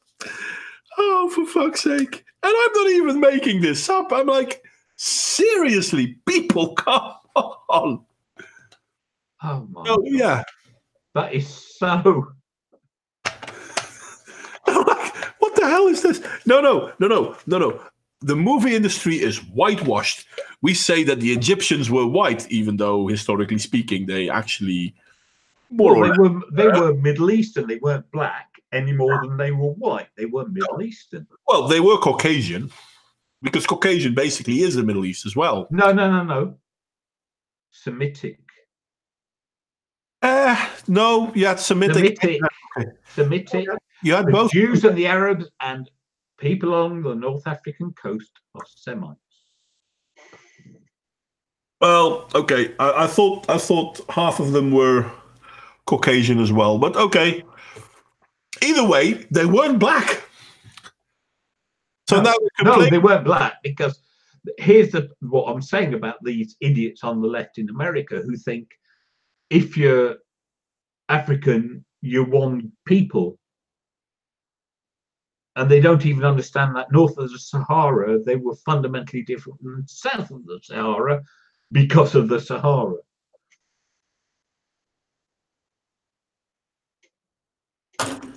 It's madness, though. Yeah. But it's only because they're morons. You know, I mean... So, yeah, no, but Lawrence of Arabia wasn't an Arab guy. No, yeah. He was... what was his surname? Lawrence? Yeah, I forgot his surname. No, he was something E. Lawrence. Yeah, he was British. T. Lawrence. And he was an English... They were he was British. But the funny thing is, they were complaining about how the movie Lawrence of Arabia had a white guy playing Lawrence of Arabia. Because he was a British officer. But he was a white guy. What the fuck? Okay, he was a British officer. That was the whole point of Lawrence of Arabia. He was a officer who went sort of Arab. Yeah, because you have that scene when he walks into the bar in Cairo. Yeah. And they wouldn't let him in because he was dressed as an Arab. And because no, I'm a major in the British Army. And that's the idiocy of it. I mean, the same thing. Ghost in the Shell. Ghost in the Shell is an anime movie made real, and they had a white woman playing the part of the person being the ghost in the shell. I forgot her name. Well, surely that's right. If you're a ghost, you're white. Everyone knows that. I've seen ghosts. It's even funnier because Ghost in the Shell is an anime, and the character in the anime is a white woman. Well, she's not a white woman; she's a cyborg, but she's a white cyborg. So they made it. That's true. That Honda robot, I forgot what she's called, had a name. That's white too, but no, that's not what I meant. No, haven't you seen Ghost in the Shell? Well, obviously not. You're old. Yes, I stopped going to the cinema about 10, 15 years ago. Cinema? Whoever goes there? Me. I used to go a lot. Yeah, I've actually. This is another thing. This is how racist I am. I've seen Golden Child in the cinema at least 4 or 5 times. It was fucking brilliant. The Eddie Murphy film. Yeah. Eddie Murphy was great at that time. He lost it though, to be honest. But yeah, something about what was it that professor thingy when the flubs or something. Yeah, Flubber or something like that. No, I can't remember. Well, he played all the roles. Yeah, he wasn't Peter Sellers good. Only Peter Sellers could pull off playing all the roles. Yeah, maybe he was good, but the show was basically the movie. The concept of the movie was basically crap. Whether there were several people playing the roles or just one guy. Yeah. That guy being beautiful on the inside, bullshit. No, what I'm saying is it's a vanity project. Yeah, true that. If you're going to play all the roles. Yeah, but then at least make the story interesting. The story was crap. Yeah, that's British agents to stir rebellion against the Turks, yeah. Well, the Ottoman Empire was well due a crash, and they did crash. Which is a good thing, which is worrying that Erdogan now so much likes to bring back the Ottoman Empire. That's another thing. I mean, people talk about how America shouldn't build a wall with Mexico because it's racist. Have you heard any single left-wing talking point person out there talking about the wall between Turkey and Syria that basically got built in less than a year? I think 2 years ago by now. I would tackle that point differently by simply pointing out that those who cry racist are the most racist people on the planet right now, and therefore I don't care what they say. It's true that. They have no sincerity. Anyway, basically after streaming what we're doing now. Yeah, of course. So we still have an audience, believe it or not. We still have an audience. And avoiding the cold calls. You're saying the phone's ringing. If it's like here, it's the call center from Mumbai or somewhere.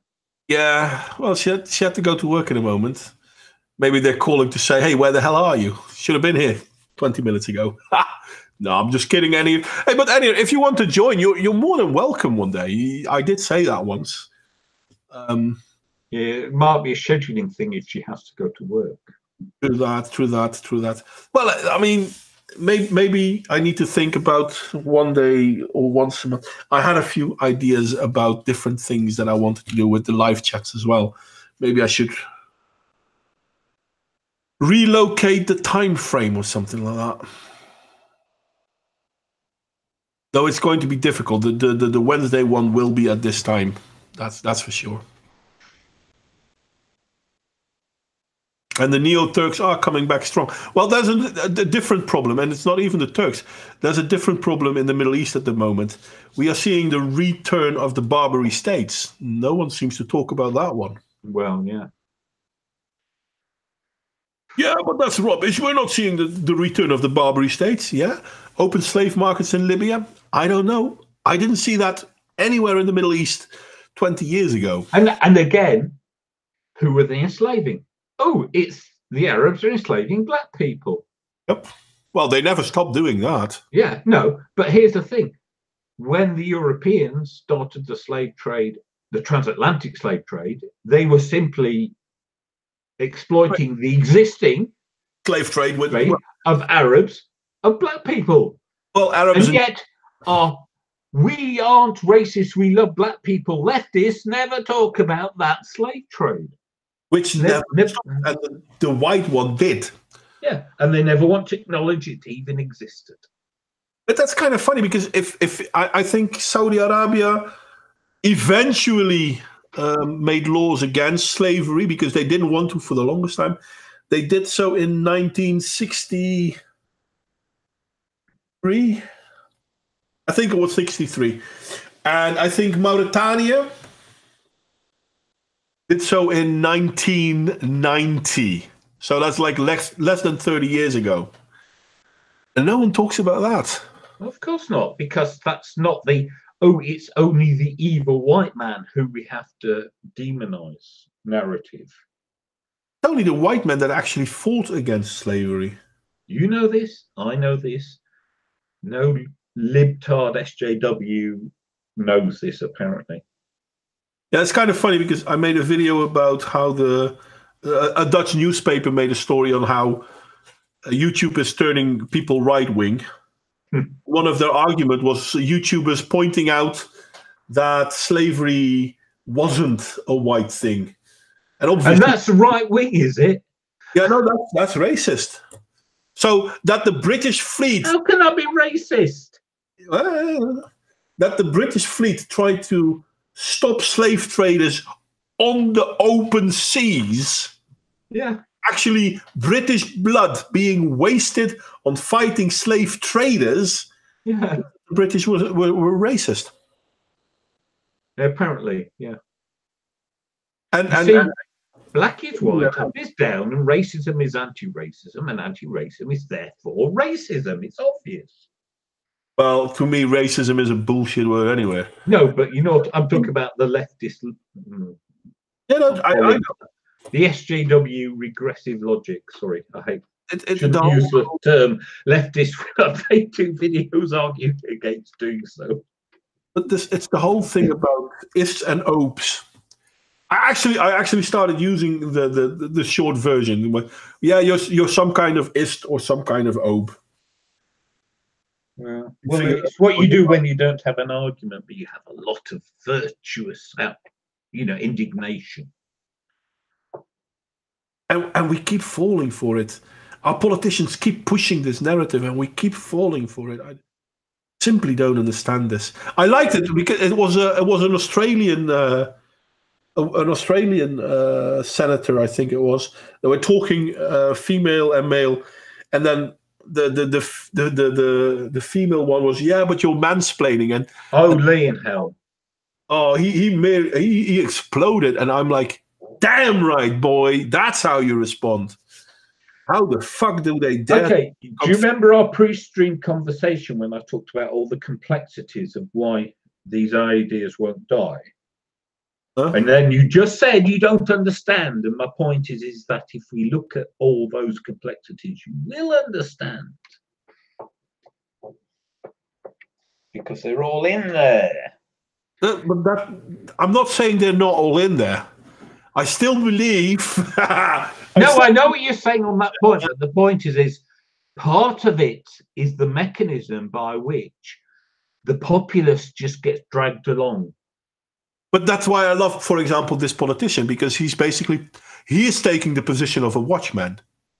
You're trying to pull one over me. Don't pull one over me. I'm not going to fall for this. You're calling me a misogynist whilst at the same time basically saying that I can't say anything because I'm a man. What does that make you? Well, that's the problem, because we have Philip Davies. They've got David Lionhouse. The problem is these are exceptions. True that. That's the problem indeed. But these people are taking up positions like watchman positions, so to speak. And we need to do that more. We need everyone. And it doesn't help. Yeah, and it doesn't help when the media is, as this is what I'm saying. It's academia. It's the media. It's these public voices that contain this tiny minority of the population, but who this minority have dominated the narrative. Yeah. Because it doesn't matter if a politician does a great job in Parliament, and we can watch them because it's now televised in a specialised video discussing how good it was, but the mainstream media lies about them and tells how they're a bad person. But it's weird though, because if I look at politicians in Australia, and I might need your help on this one. What was the name of the politician that forced Australia to ban their weapons? Now, I forgot his name. Obviously, I disagree with him because I don't think banning the weapons was a good idea. And he did it even though he knew it would cost him his political career.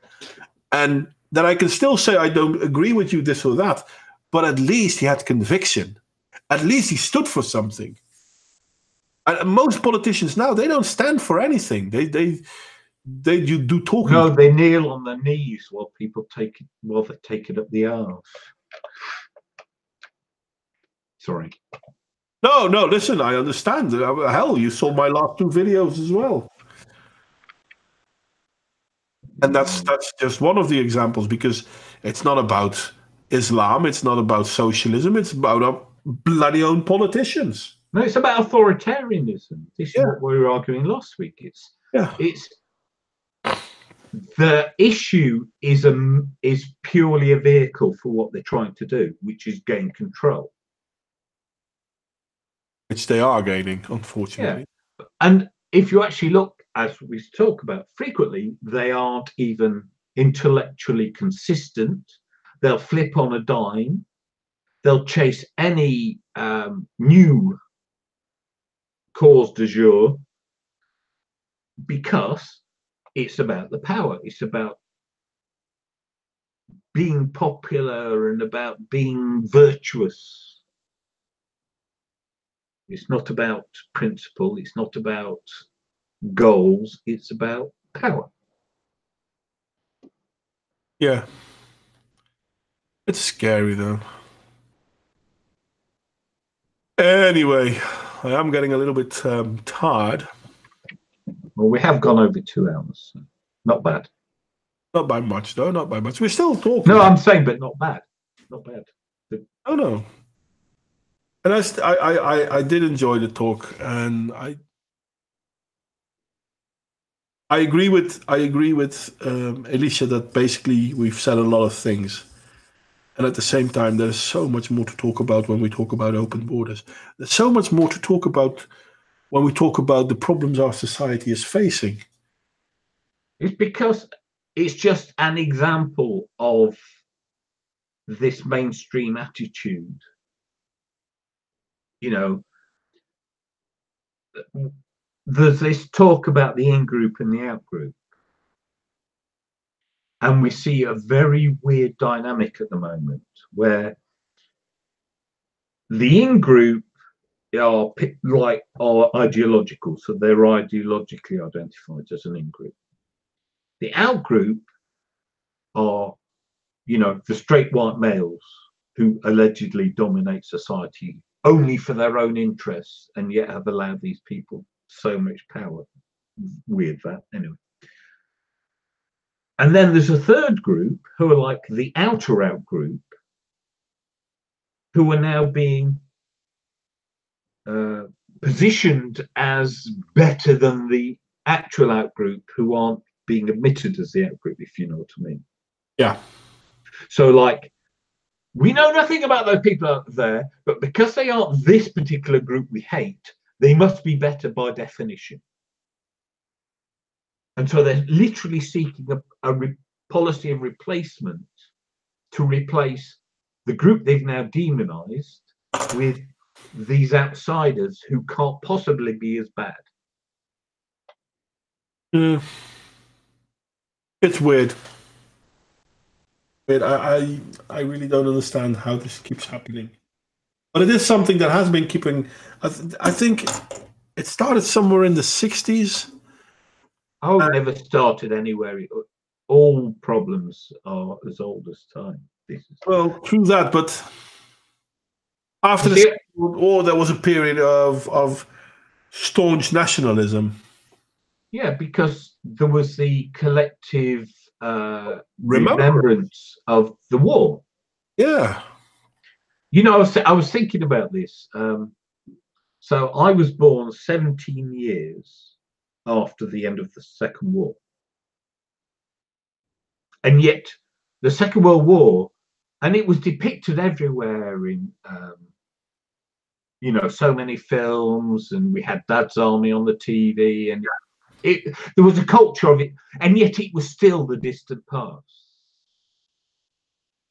Yet 17 years is this century. 17 years ago from now is this century. In my life, it doesn't seem that long ago at all. Yet because it was 17 years before I was born, it seems like forever. And this weird time effect of, because you experience it, it's not the same amount of time as an equivalent amount of time you didn't experience. And so now we have a majority of the population to whom, you know, they say things, you hear them, they go, oh yeah, it's really old. And I'm thinking 1950s. No, it's the 1990s. And I'm thinking, what? That's new. That's not old.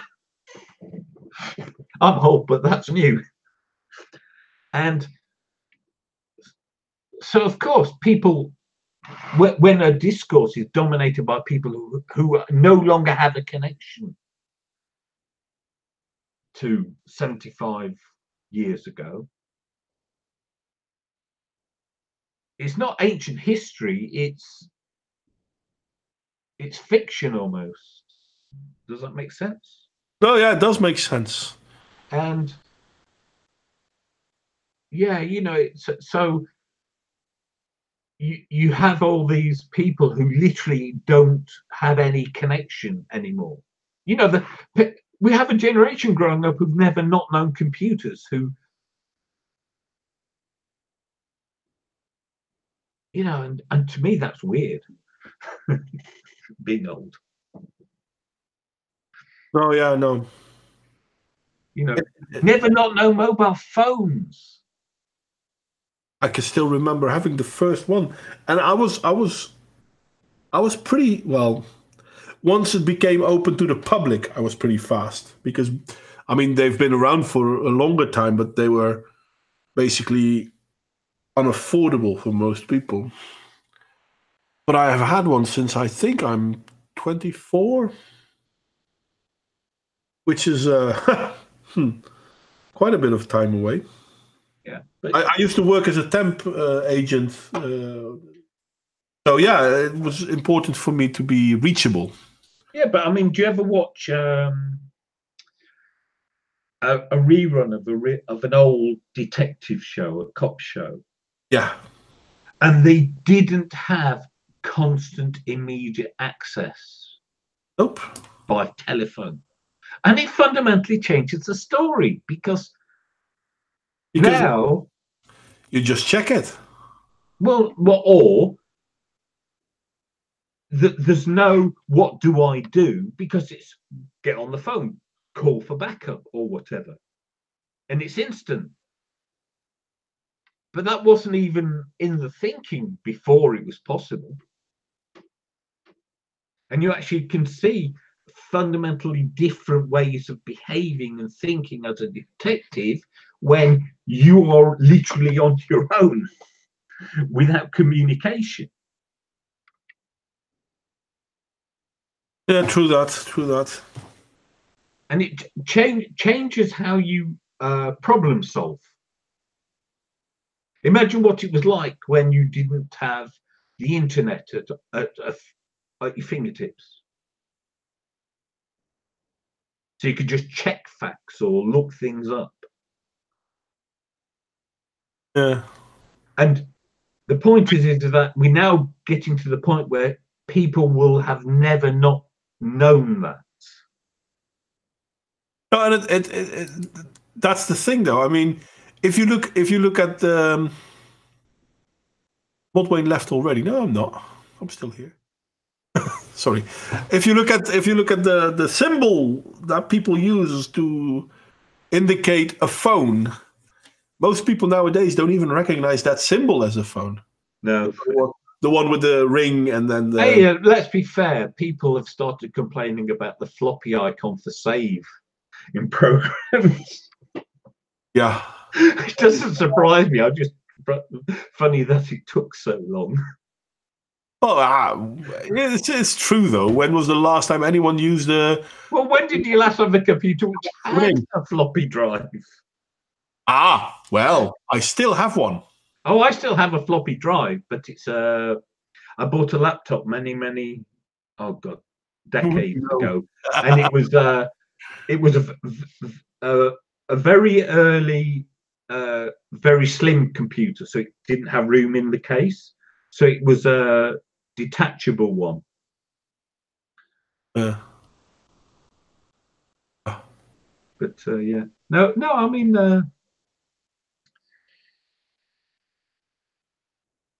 as I say, the ability to do things.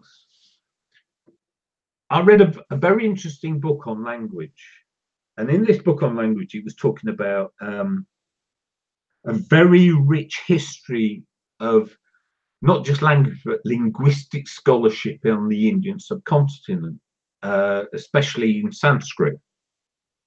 And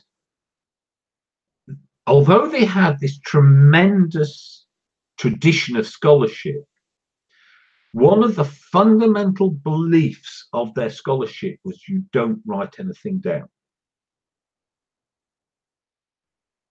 And that was because writing things down makes you accountable.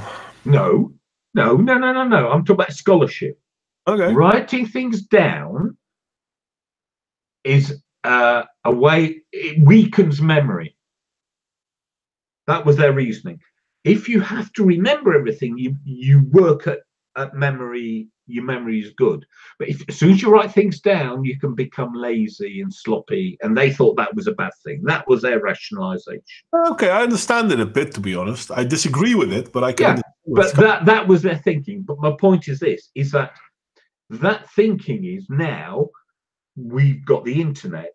So again, it's like one step further from writing things down. Because you still had to remember things because you couldn't carry all your books with you. Until now, when you literally can. Yeah.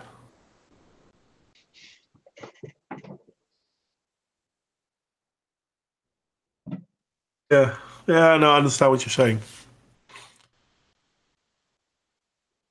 Yeah, and it's like, well, it's just interesting to look at, you take something like literacy is such a wonderful thing, right?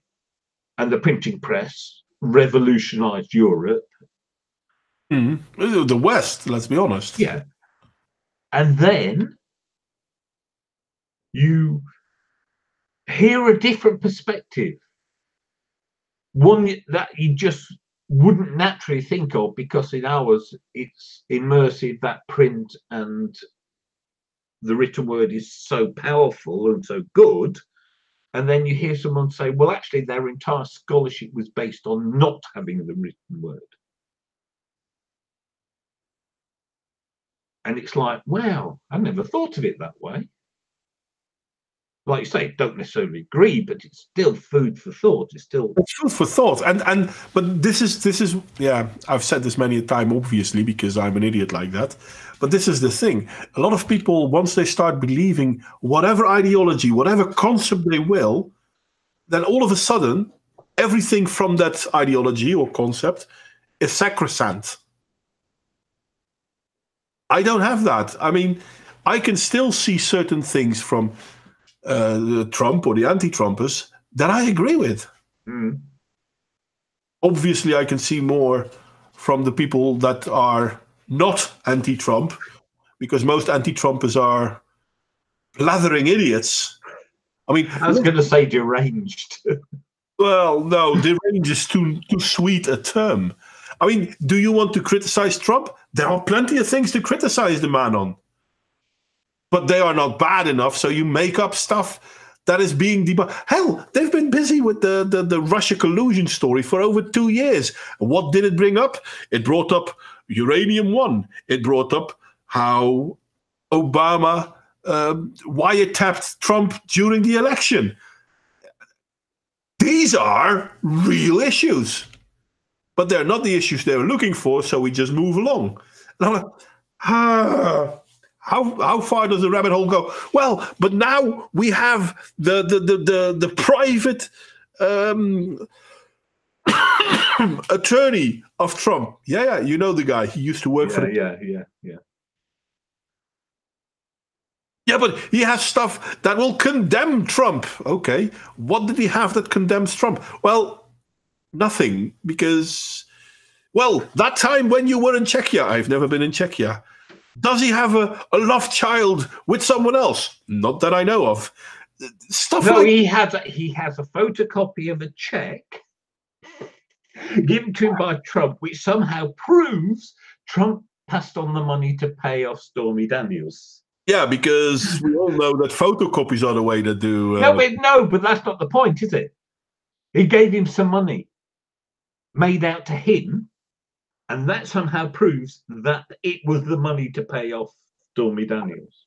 And I'm even going to go into the Stormy Daniels ones. You know what? Let's pretend Trump did pay off Stormy Daniels to get her to be silent about the fact that he had... That didn't work.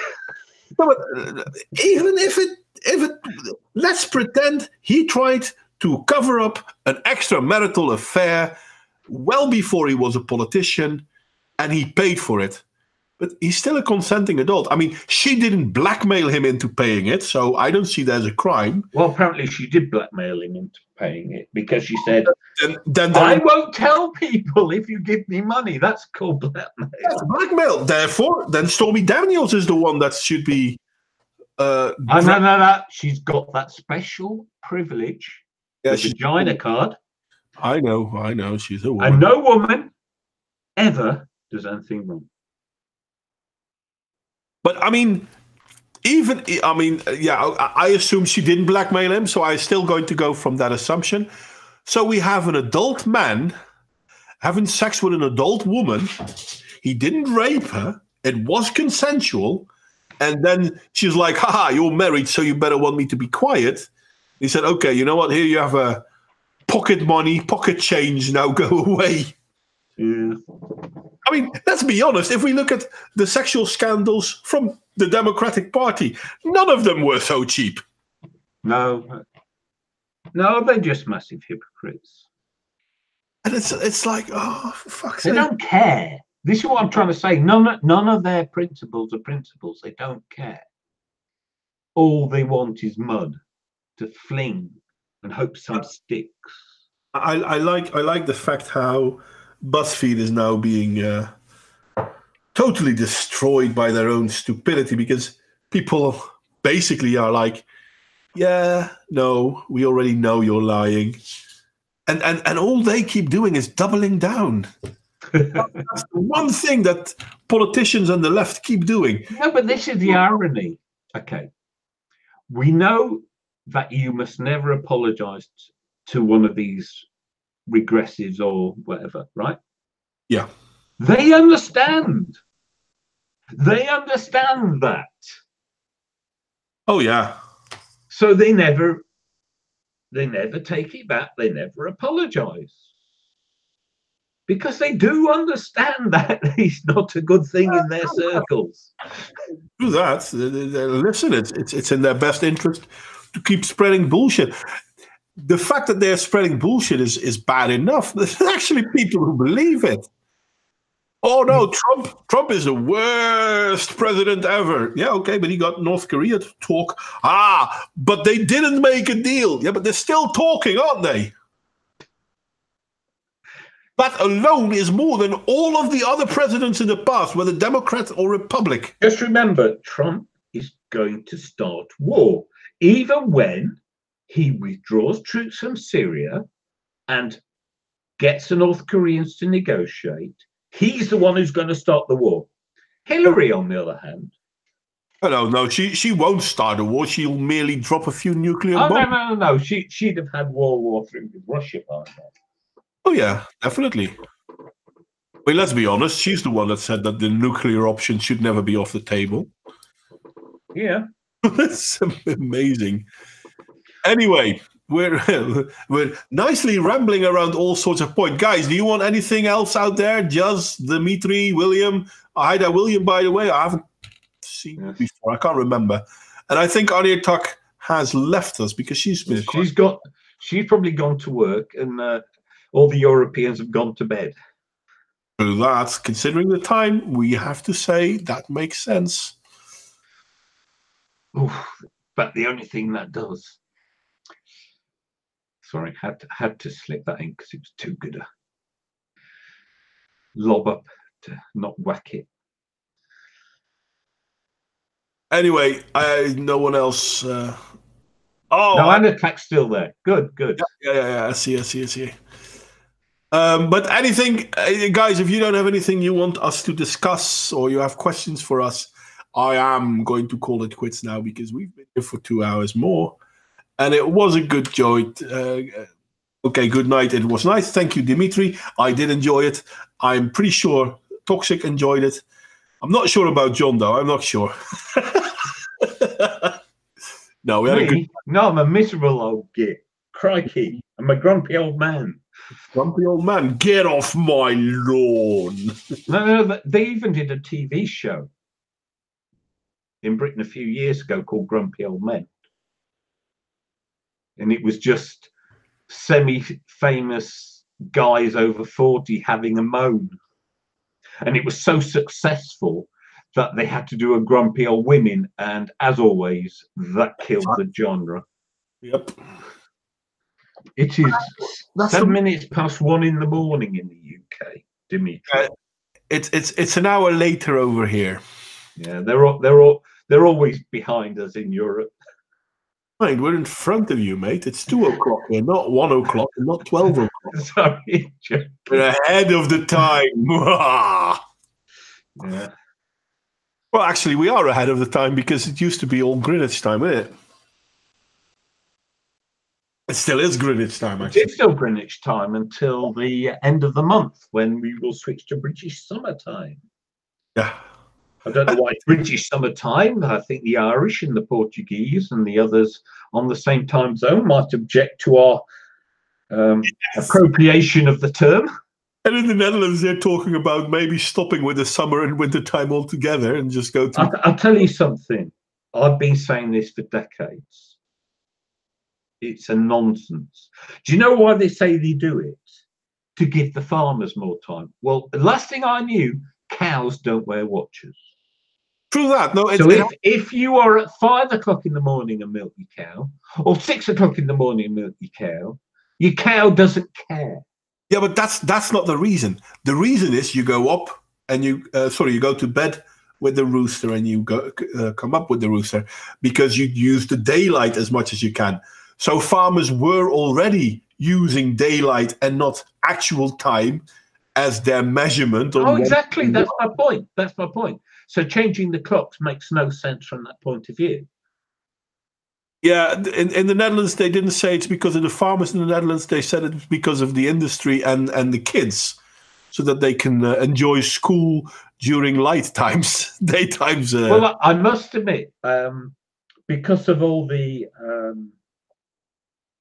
fun we had in the UK it must have been the late 60s because they stopped the winter change for a couple of years, and we had to wear high-vis vests to go to school, and I was only like 5-6 years old, and I just vaguely remember that it was dark and we had these high-vis vests to keep us safe, because although we were 5 and 6, we still walked to school alone because the scare about paedophiles hadn't happened yet. So they didn't mean that kind of safe. Well, obviously. I remember I was about 6 and my mum said, "No, you got to watch school on your own now." I said, "But Mum, I like going with you." And she said, "No, you're a big boy now." I was 6. You've got to go on your own. I can still remember having the key to the house because my parents were working. You're the latchkey generation. I'm on the tail end of the boomers and the start of the next lot. How we managed to grow old, eh? Well, there are many who suggest that you are ultimately much better off for being given your independence. But I agree with that, to be honest. It's kind of funny because I love my wife, and you know her. The rest of them don't, but you do. And the way she wants to safeguard everything for our son. Oh no, we need to have a small, how do you call it? But it's like a small door in front of the stairs. Oh, yeah, like a child gate thing. Yeah. So that he can't fall down. And I'm like, he needs to learn how to walk down. I mean, I never had that when I was a kid. No. I know, because most people nowadays, oh no, you need to have one. It's totally unsafe if you don't have one. When I was a child, there were 4 of us, spanning 6.5 years. And my dad had a big old Rover, and we used to sit, the 4 of us, on the back seat when there was still room for 4 children. And no concept of seatbelts, let alone child seats. Yeah. And we used to go hundreds of miles on being children on the back seat of a car, which was not still, not well behaved, not free of argument. And we all survived. Well, but that's the thing, though. I mean, I won't lie. Our son has fallen down the stairs once, literally once. It was, well, harrowing is the wrong word, because it's not really harrowing. When you're young, it's not so bad. I fell down the stairs a few years ago and he had a bruise. Sprained my ankle because as an old person, I brace. Yeah. When you're old, it's a problem. But he fell down, and obviously he cried a lot. And I won't say it didn't hurt him. Of course it hurt him. He had a huge blue mark on his bum. But my lovely wife was far more stressed than I was. And I'm like, okay, he's crying. Well, it's obvious because he fell. So 1, it's painful. 2, it's scary. I can look in his eyes. He's still looking straight at me. Yeah. Okay, he's crying, so he's not constantly looking straight at me, but so I can see in his eyes that his eyes are reacting as they should. His fine motor skills. Yeah, okay. It's at the time he was, I think, 2.5 or something. So his fine motor skills were, what a 2.5-year-old can do. And I'm like, okay, the worst thing that we do is we check him during the night if he didn't have brain hemorrhage. No, it's called different. Concussion. Yeah, my English isn't that good on medical terms, I have to admit. It's okay. You should try the average English person. It's not much better. I like to pride myself that my English is better than the average English person, to be honest. It's not nice of me to say, but... No, I think that's accurate. I don't. Nice is irrelevant. Truthful is more important than nice.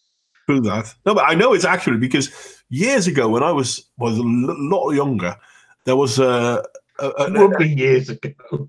Even I was a lot younger years ago. True that. Fuck you. True that. So, but there was an English family that lived very close to us, and they took over a snack bar that I used to frequent, and I knew that kid because he used to frequent it too, and the dad started out, and we often talked English to each other. Mm-hmm. And at a certain point in time, I was using words that the dad didn't even know. And it's not that I made up words or that the words I used were wrong. No, they were actually English words. He never heard them. what the fuck? Weird. And it weren't even that, strange terms, or at least not.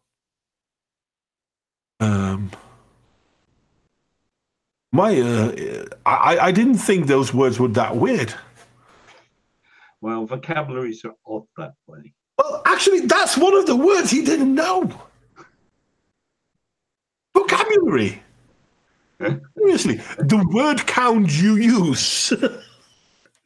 You don't even know what that means. Is that an English word? Yeah, it's an English word. Are you sure? Yeah, I'm sure. Nah, it's a Dutch word and you're saying it wrong, obviously. No, because you didn't have to speak. Maybe I'm not English. You are. You could be right. So then they looked it up, and later they came, oh, you know that word last? Well, yeah, this is what it means. And I'm like, yes, I know what it means. I'm the one that used it.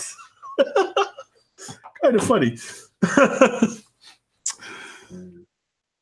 I have to admit, though, even though they were working class English family, and even though they were fair. So this is how I recognized that I knew a lot of English words, because they were honest about it. Like, okay, yeah, no, I learned that word from you. You see, they were working class. So they were honest.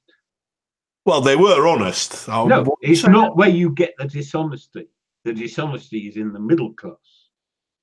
I'm not sure that. I think you can have dishonest people everywhere. No, talking about things like their language skills and their, It could be correct. But they were honest, that's for sure. No, I don't mean that they are, intrinsically averse to theft. For instance, that kind of honesty. I'm not about that kind of honesty. I'm talking about pretensions and airs. Yeah, makes sense. It was fun though. I do. If I can look back on my youth with a smile on my face. That's good. Everything, but yeah. I look back at my youth and go, where are my glasses? I can barely see it. Well, I still have some fond memories. Then again, in our memories, the sun always shines, doesn't it? No. It always rained because I went to Wales on holiday. And I'm not kidding, it always rained. Okay, well, that's my then partner, girlfriend, because we weren't married, went to Scotland 20 odd years ago. I still remember that I made a picture to send home to complain about the weather, and it's a lonely cloud in the middle of a blue sky. And that's the only cloud we saw in the whole week that we were in Scotland. It's brilliant. Yes. Yeah. Oh, yeah. I've heard of weeks like that. Yeah, that's the amazing thing. People didn't believe a word of it. Well, my mum lives in Scotland and has done so for, 10, 15 years. And she says, if you want to come for the good weather, come in June and you might be lucky. I think we were there in August or something. You get freak years even in Scotland. Could be in July. I think last year was a freak year. Absolutely beautiful. I actually had to pull out my passport to prove. Sorry. Is that a euphemism, Dimitri? Nice clams in Scotland. Sorry. Sorry. Isn't that a typo? I don't know what the typo is about, though. No. A clam is a clam. It's a type of shellfish. Oh, yeah, of course. I was somewhere else with my mind. I'm sorry. And I think you were at the same spot. There you go. There you go. Where were we? We were near Edinburgh. We came onto the country in Edinburgh. I think we went to. Yeah, it is rude. I am sorry, Annie Attack, but it could be worse. We could talk about axe wounds. Hey, when it's 1:20 in the morning or 2:20 in the morning for Modwain, we're allowed to be rude.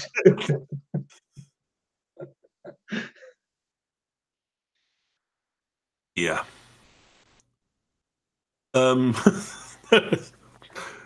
I was. We went to. I can't remember the name of the place we went to though. We went to Edinburgh because we got onto the country near Edinburgh on time, and then we went to. Not to the Highlands. We went to the Midlands. Yeah. There's some nice I places can't, out there. for the life of me, I can't remember the name. Stirling? No.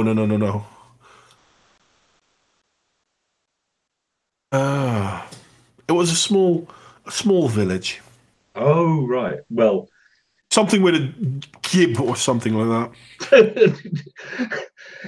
there are lots of small villages in Scotland, so I cannot possibly imagine. Yeah, I'm trying to look it up at gib, but that's not going to help because gib obviously. There's a small village. I don't think the name matters. But I love the fact that in England and in Scotland, everything is heritage. So they have castles that, for the best of terms in the Netherlands, would be called sheds. But they still call them castles. It's brilliant. Or keeps. Oh, yeah. Sheds? Well, yeah, sorry, mate. There's sheds. Well, there's stone sheds, but there's sheds. You mean they're ruins? No, because they keep them up. You know, when you go in, there's a small round floor. They're keeps at best. You could call them keeps, but that's it's only weird because in England there were many Norman or Plantagenet castles, and they were to a one a pile of rubble. Well, yeah, that too. But the only one I know that is still in use is the Tower of London, and that was started by William in, I think, something like 1076. And it's been in constant use ever since. But most of them, like where I live in Kent, there's a Rochester Castle, and it's just a shell. It's hollow. No, but these were they were like keeps. You know a keep. It's the central. Yeah, that's what I'm saying. They're the keeps. Yeah, but they're not really keeps because a keep is a central tower. There should be something around it. There's nothing around it. There's no wall. You know why? Because everyone stole the stone, and it's not a British thing. It's a British thing, because if you go to Italy, you know, you'll see all these buildings and there's a bit of something nicked from somewhere else. Yeah, I know. My parents used to own a few houses in what's the name of that? Colascio. Colascio is a village in the mountains in the bottom of the boot of Italy. And it did have a central castle, but the central castle was ripped off a lot of stones, but a lot of those stones were used to build the houses in the village. Of course, if you want to build, and there's building material literally lying there. Yeah, because no one is using it. You know, it's a relatively recent thing that we have cared for our antiquities. Do that, but even then, I mean, you could still see it's the ruin of a castle.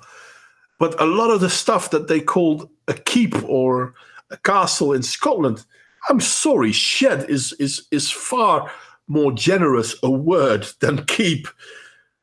It's just, I used to go there, and sometimes they had like one full plate harness standing there. They hardly ever had anything resembling a coat of arms. It's weird because I don't I mean, I know there's a few. There's Stirling, there's Edinburgh, there's Perth. Those are real castles. Yeah. But I don't think of Scotland as a particularly castle place. And the reason I say it is this. The castles in England and Wales were built by the Normans. Yeah. Before the Normans, even the Normans, the first ones they built out of wood, and the stone ones were later improvements, so to speak. Yeah, or they stone washed them. No, it's not stone washed them. It's something lime washed them. They lime washed them. But they were part of that particular culture, and that culture most definitely did not extend north of the border. I'm not sure because I did see a lot of keeps. I can't remember from what era. I have to admit it's too long ago, but there were loads of keeps. I'm just saying it was a different social dynamic south and north of the border. They had their clan system, and it was a different. Most clans had their own claim to areas as well. Yeah, that's what I'm saying. It was different to the English. And the thing about the Scots, Norman system. Probably a joke, but the Scots were famous for fighting the English, the Normans, and each other. If they weren't there, their most fearsome and biggest of all enemies, each other. No. Not if they weren't there. Even when they were there, you mean?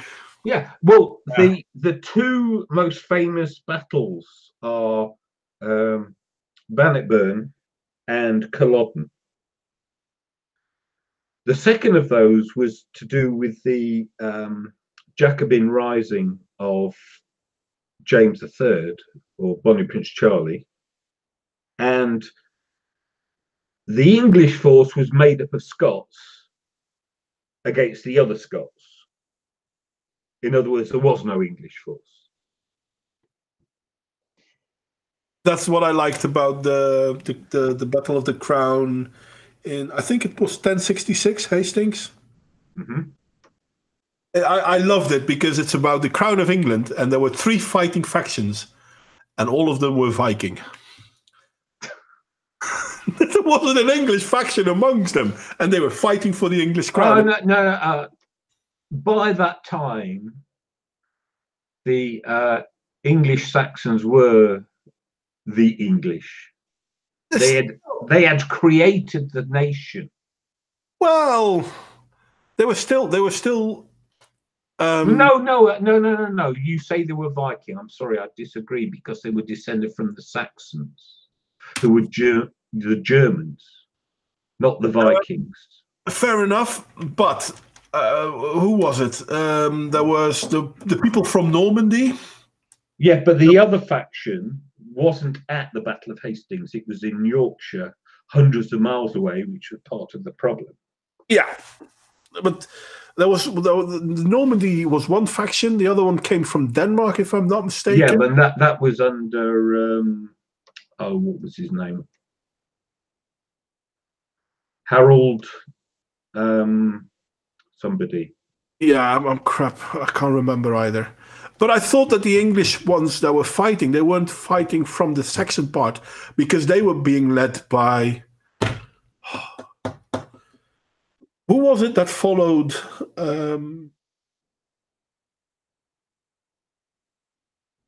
I know this shit. I can't remember now. Hell, this guy that I'm using as avatar. Can't remember his name now either. He was Danish. Knut. Knut. That was Kent, where I live now. Yeah, but Knut, Kent. It's actually the same thing, if you know what I mean. Yeah. Oh, the Anglification, which when I learned as a child, was Canute, but it's Knut without the extra vowels. Yeah, King Knut. King Canute the Wise. And but the third faction, so there was the Danish, the Norman one, and the one in England was, I think, genetically aligned to Canute. That's why the Danish came in, because the Danish felt, no, we're the ones, and the one in England were like, no, we're the ones. The Normans were the third one. They are the odd one out, funny enough. The other two were basically infighting families. Yeah, it's because I mean, royalty have always done this in Europe. They always interbreed. True. They only marry each other because no one else is good enough. And they want to make all their alliances. So you get the Habsburg chin and the what they call it, hemophilia, is it? Oh, that disease that the royals got. Yeah, I know what you mean, but I can't remember the name either. And where they bleed. And because the Russians got it, and it came from Victoria, because World War One was a family squabble between cousins Tsar Nicholas, Kaiser Bill, and whichever was the English king. It was the one after Edward. George. It must have been a George. Because I think they went Edward, George. Anyway, considering the time, we've been busy for more than 3 hours now. And I really need to go to the toilet. And instead of saying, you know what, you keep it going, I'll be back, I'm just going to say, you know what, I'm going to hang up and I'm going to the toilet. That's okay. I think the good folk watching who deserve medals for... Yeah. If you're not asleep yet, you can play it later. It'll help. We see the irony is, Dimitri, that the Queen does not have a passport. No, they don't. Because the Queen... The Dutch... No, actually, the Dutch don't either, I think. I can't remember. Because the passport is issued in the Queen's name. And therefore, it's a bit redundant, her giving herself a passport. Just as the prisons are hers, and so she can't be prosecuted for regular crimes. And that's true. Can, but no. In Britain, she can't. Somebody complained about her not wearing a seatbelt in a car because it was on a parade, and the police said we can't arrest her because it's in her name. Okay. Mm-hmm.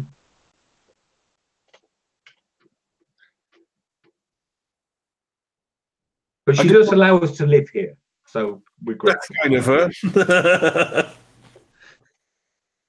Yeah, the Dutch royal family is kind as well, because they are the biggest landowner in the Netherlands, but they don't use all their land, so large pieces of their lands are being used by the citizenry. Yeah. That's kind of funny, because one of the biggest cities, it's not called city, but one of the biggest places in the Netherlands when it comes to land is, if I'm not mistaken, Apeldoorn, which is a big village, don't get me wrong. But why are they the biggest? Because all national lands that belong to the crown are registered under the city of Apeldoorn. Oh, it sounds like a tax dodge. We're registering Luxembourg, even though we never go there. No, it's still all in the Netherlands, but the Dutch family doesn't. No, I'm talking about the concept. It's easier to have. How do you call it? To have everything registered in one place or something. I don't know. I don't care about royalty. No, I'm not in favor or against it, to be honest, because I know a lot of people are, royalty bad. I don't think royalty bad. I think monarchy is bad. There's something to be said in favor of them. It depends what they are doing. No, because the fundamental problem is we have all this push for equality and everything, and yet our head of state is still head of state on a simple hereditary principle. And if you're going to go away from such things as, inherited privilege, you have to acknowledge the fact that you can't really have a hereditary head of state because it's the principle. And it's like this. So let's suppose that they said, right, we're going to abolish the Queen and we need a president, and Elizabeth Windsor, private citizen as is, stands. I'd vote for her. She does a good job. I have nothing against the person. But yeah, you wouldn't vote for her again. No, I would vote for her. That's what I'm saying. If I was able to vote, she is someone I would vote for. Time and time again. I'm just saying, we didn't get to vote for the monarchy ever. Therefore, yeah, that's what I object to. And I'm sorry, hi there, Square Peg. No, I don't think I have a cold. I think it's because it's 2:30 a.m. and I'm really... and he's not had enough to drink.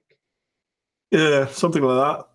I do miss you, Square Peg. You're often not there anymore. Anything going on? Anything we should be aware of? You've probably got a life. A life? Ah, no. You don't want to have one of those. Dimitri, you ought to look into the history of Magna Carta. It took them 200 years just to get the royals to finally admit that they'd signed it. Yeah, and then they still ignore it. It is, however, the main reason why there weren't many slaves to talk about in the British Isles. Well, we did have a little civil war. We did behead a king. We did overthrow the House of Stuart and replace it with a bloody Dutchman, for crying out loud. And then, which was the best thing you've ever done? Don't tell the Irish Catholics that. And then, I know. And then, a mere few decades later, jacked the whole lot in for a bunch of Germans. And we've been ruled by Germans ever since. And that's never a good thing. Well, I'm pretty sure that's what the Second World War was all about. Well, No. This was a different lot of Germans. We had the Hanoverians before the Saxe-Coburgs. True that. Yes. Though we did steal their best composer and made a famous British artwork out of it. I still like the fact that the Dutch were able to steal the how do you call it, the tail end? No, it's got a different name. The colors of the English flagship out of London. Oh, that was the English and the Dutch have had a few wars, and sometimes the Dutch won and sometimes the English won. But out of all the feats of prowess and military, that by far takes the crown. I mean, they actually sank a lot of the English fleet and stole the colors of their flagship whilst it was in London. Well, if it's any consolation, we learnt our lesson, and a couple of 100 years later, we did it to the French in the bay at the end of the Nile. Yeah. It's funny because it's called the Battle of the Nile, but it seemed a bit sneaky when I read the history of it. It wasn't really a battle. No, we just sailed up and sank all their ships in harbour, but they called it the Battle of the Nile. Yeah. It's kind of what the Dutch did to the English. That's what I'm saying. We learned the lesson and we did it to the French. Yeah. It's kind of funny because the attack on London was actually the first time the world saw the idea of a naval marine force. And that was from that before the Armada? Before the Armada. No, not a naval force, a naval marine force. So basically a naval unit for land combat. Oh, right, okay. Because in all fairness, if we look what happened to London, part of it was the fleet, but part of it were the Marines. And the Marines were stationed on ships but they were trained for naval warfare and ground warfare. Mm-hmm. That being what Marines are. Funny, that. Yeah, that being what Marines are. So why haven't they got a Dutch name? There's a Dutch name. Marines? Marinier. You said Marines. The Dutch name is Marinier. Do you want me to call them Marinier to you? Because that's the root of the... It's just, if you invent something, you get to name it. That's how it works. Yeah. We even call guerrilla fighters guerrillas because that's the Spanish word for it. Yeah, but listen, even back in the day, the sea was called marine. Yeah. This was true in the Netherlands as well. Marine. Yeah, but then the French is mare. Yeah. Mare.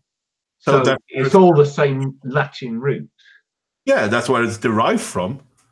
But if I look at I think the spelling of marine in English and marine in Netherlands, in Dutch, you actually spell it the same. You just pronounce it differently. You mean we do it properly? Yeah, I'm sure that you like to do that. Look, I've just been having a nice little spar with Elicia. In fact, I had to give her advice because she tried to do an English pronunciation of a word that no English person has ever said. So I heard that in her video. Yeah, so I gave her some better ones to use. What was it? Color? I remember the word, to be honest. No, it was labour. Oh yeah, but she said labour or something like no English person ever said. So I told her a better one to use is route, or as Americans call it, route. But a route is something different than a route. No. R-O-U-T-E. We pronounce route and they pronounce route. All right then. Though I always thought that a route is a travel destination or the way. Yes, we call it a route. But a route is a total and utter destruction of an enemy force. Yes, but they pronounce route, and we pronounce it route, which is also the name for what the bits under a tree. They're roots. Yeah, but those you spell differently. Because that's as is the military defeat spelled differently to a route. A route is their route, but it's their spelling. The spelling of route or route is closer to route than it is to route. And there you thought English was an easy language, people. You're joking. It's all them foreign bloody words. Anyway, I said I would hang up like half an hour ago. Yeah, what? Well, you know I'm good at this. Yeah, I know. Anyway, people, thank you for watching. I don't know how many of you are still out there. Anir Tak, Dimitri, Squarepack, thank you for joining. I am looking forward to hear what you thought of the whole thing, though, which you probably won't watch anyway. That's the one thing I don't like about live streams. I love doing them, but my live streams don't have a high rewatch value, it seems, because not a lot of people rewatch them, I think. Could be because they're too long. Maybe I should make them shorter. Guys, I'm going to end the broadcast, and John, I'm going to hang up because it's late. It's late. I'm going to no problem, mate. And I'll see you. Pleasure. It has been a pleasure, and it was a great after stream as well. Thank you very much. Thank you. It was a live stream after stream for a change. It was a live after stream. So I fear that this might cost us our live stream. I'm now thinking because I'm not sure if YouTube will keep the whole thing or just keep the last 2 hours of it. And that's 2.5 hours. Which will still mean that it will destroy the part of the first bit. Oh, fuck me.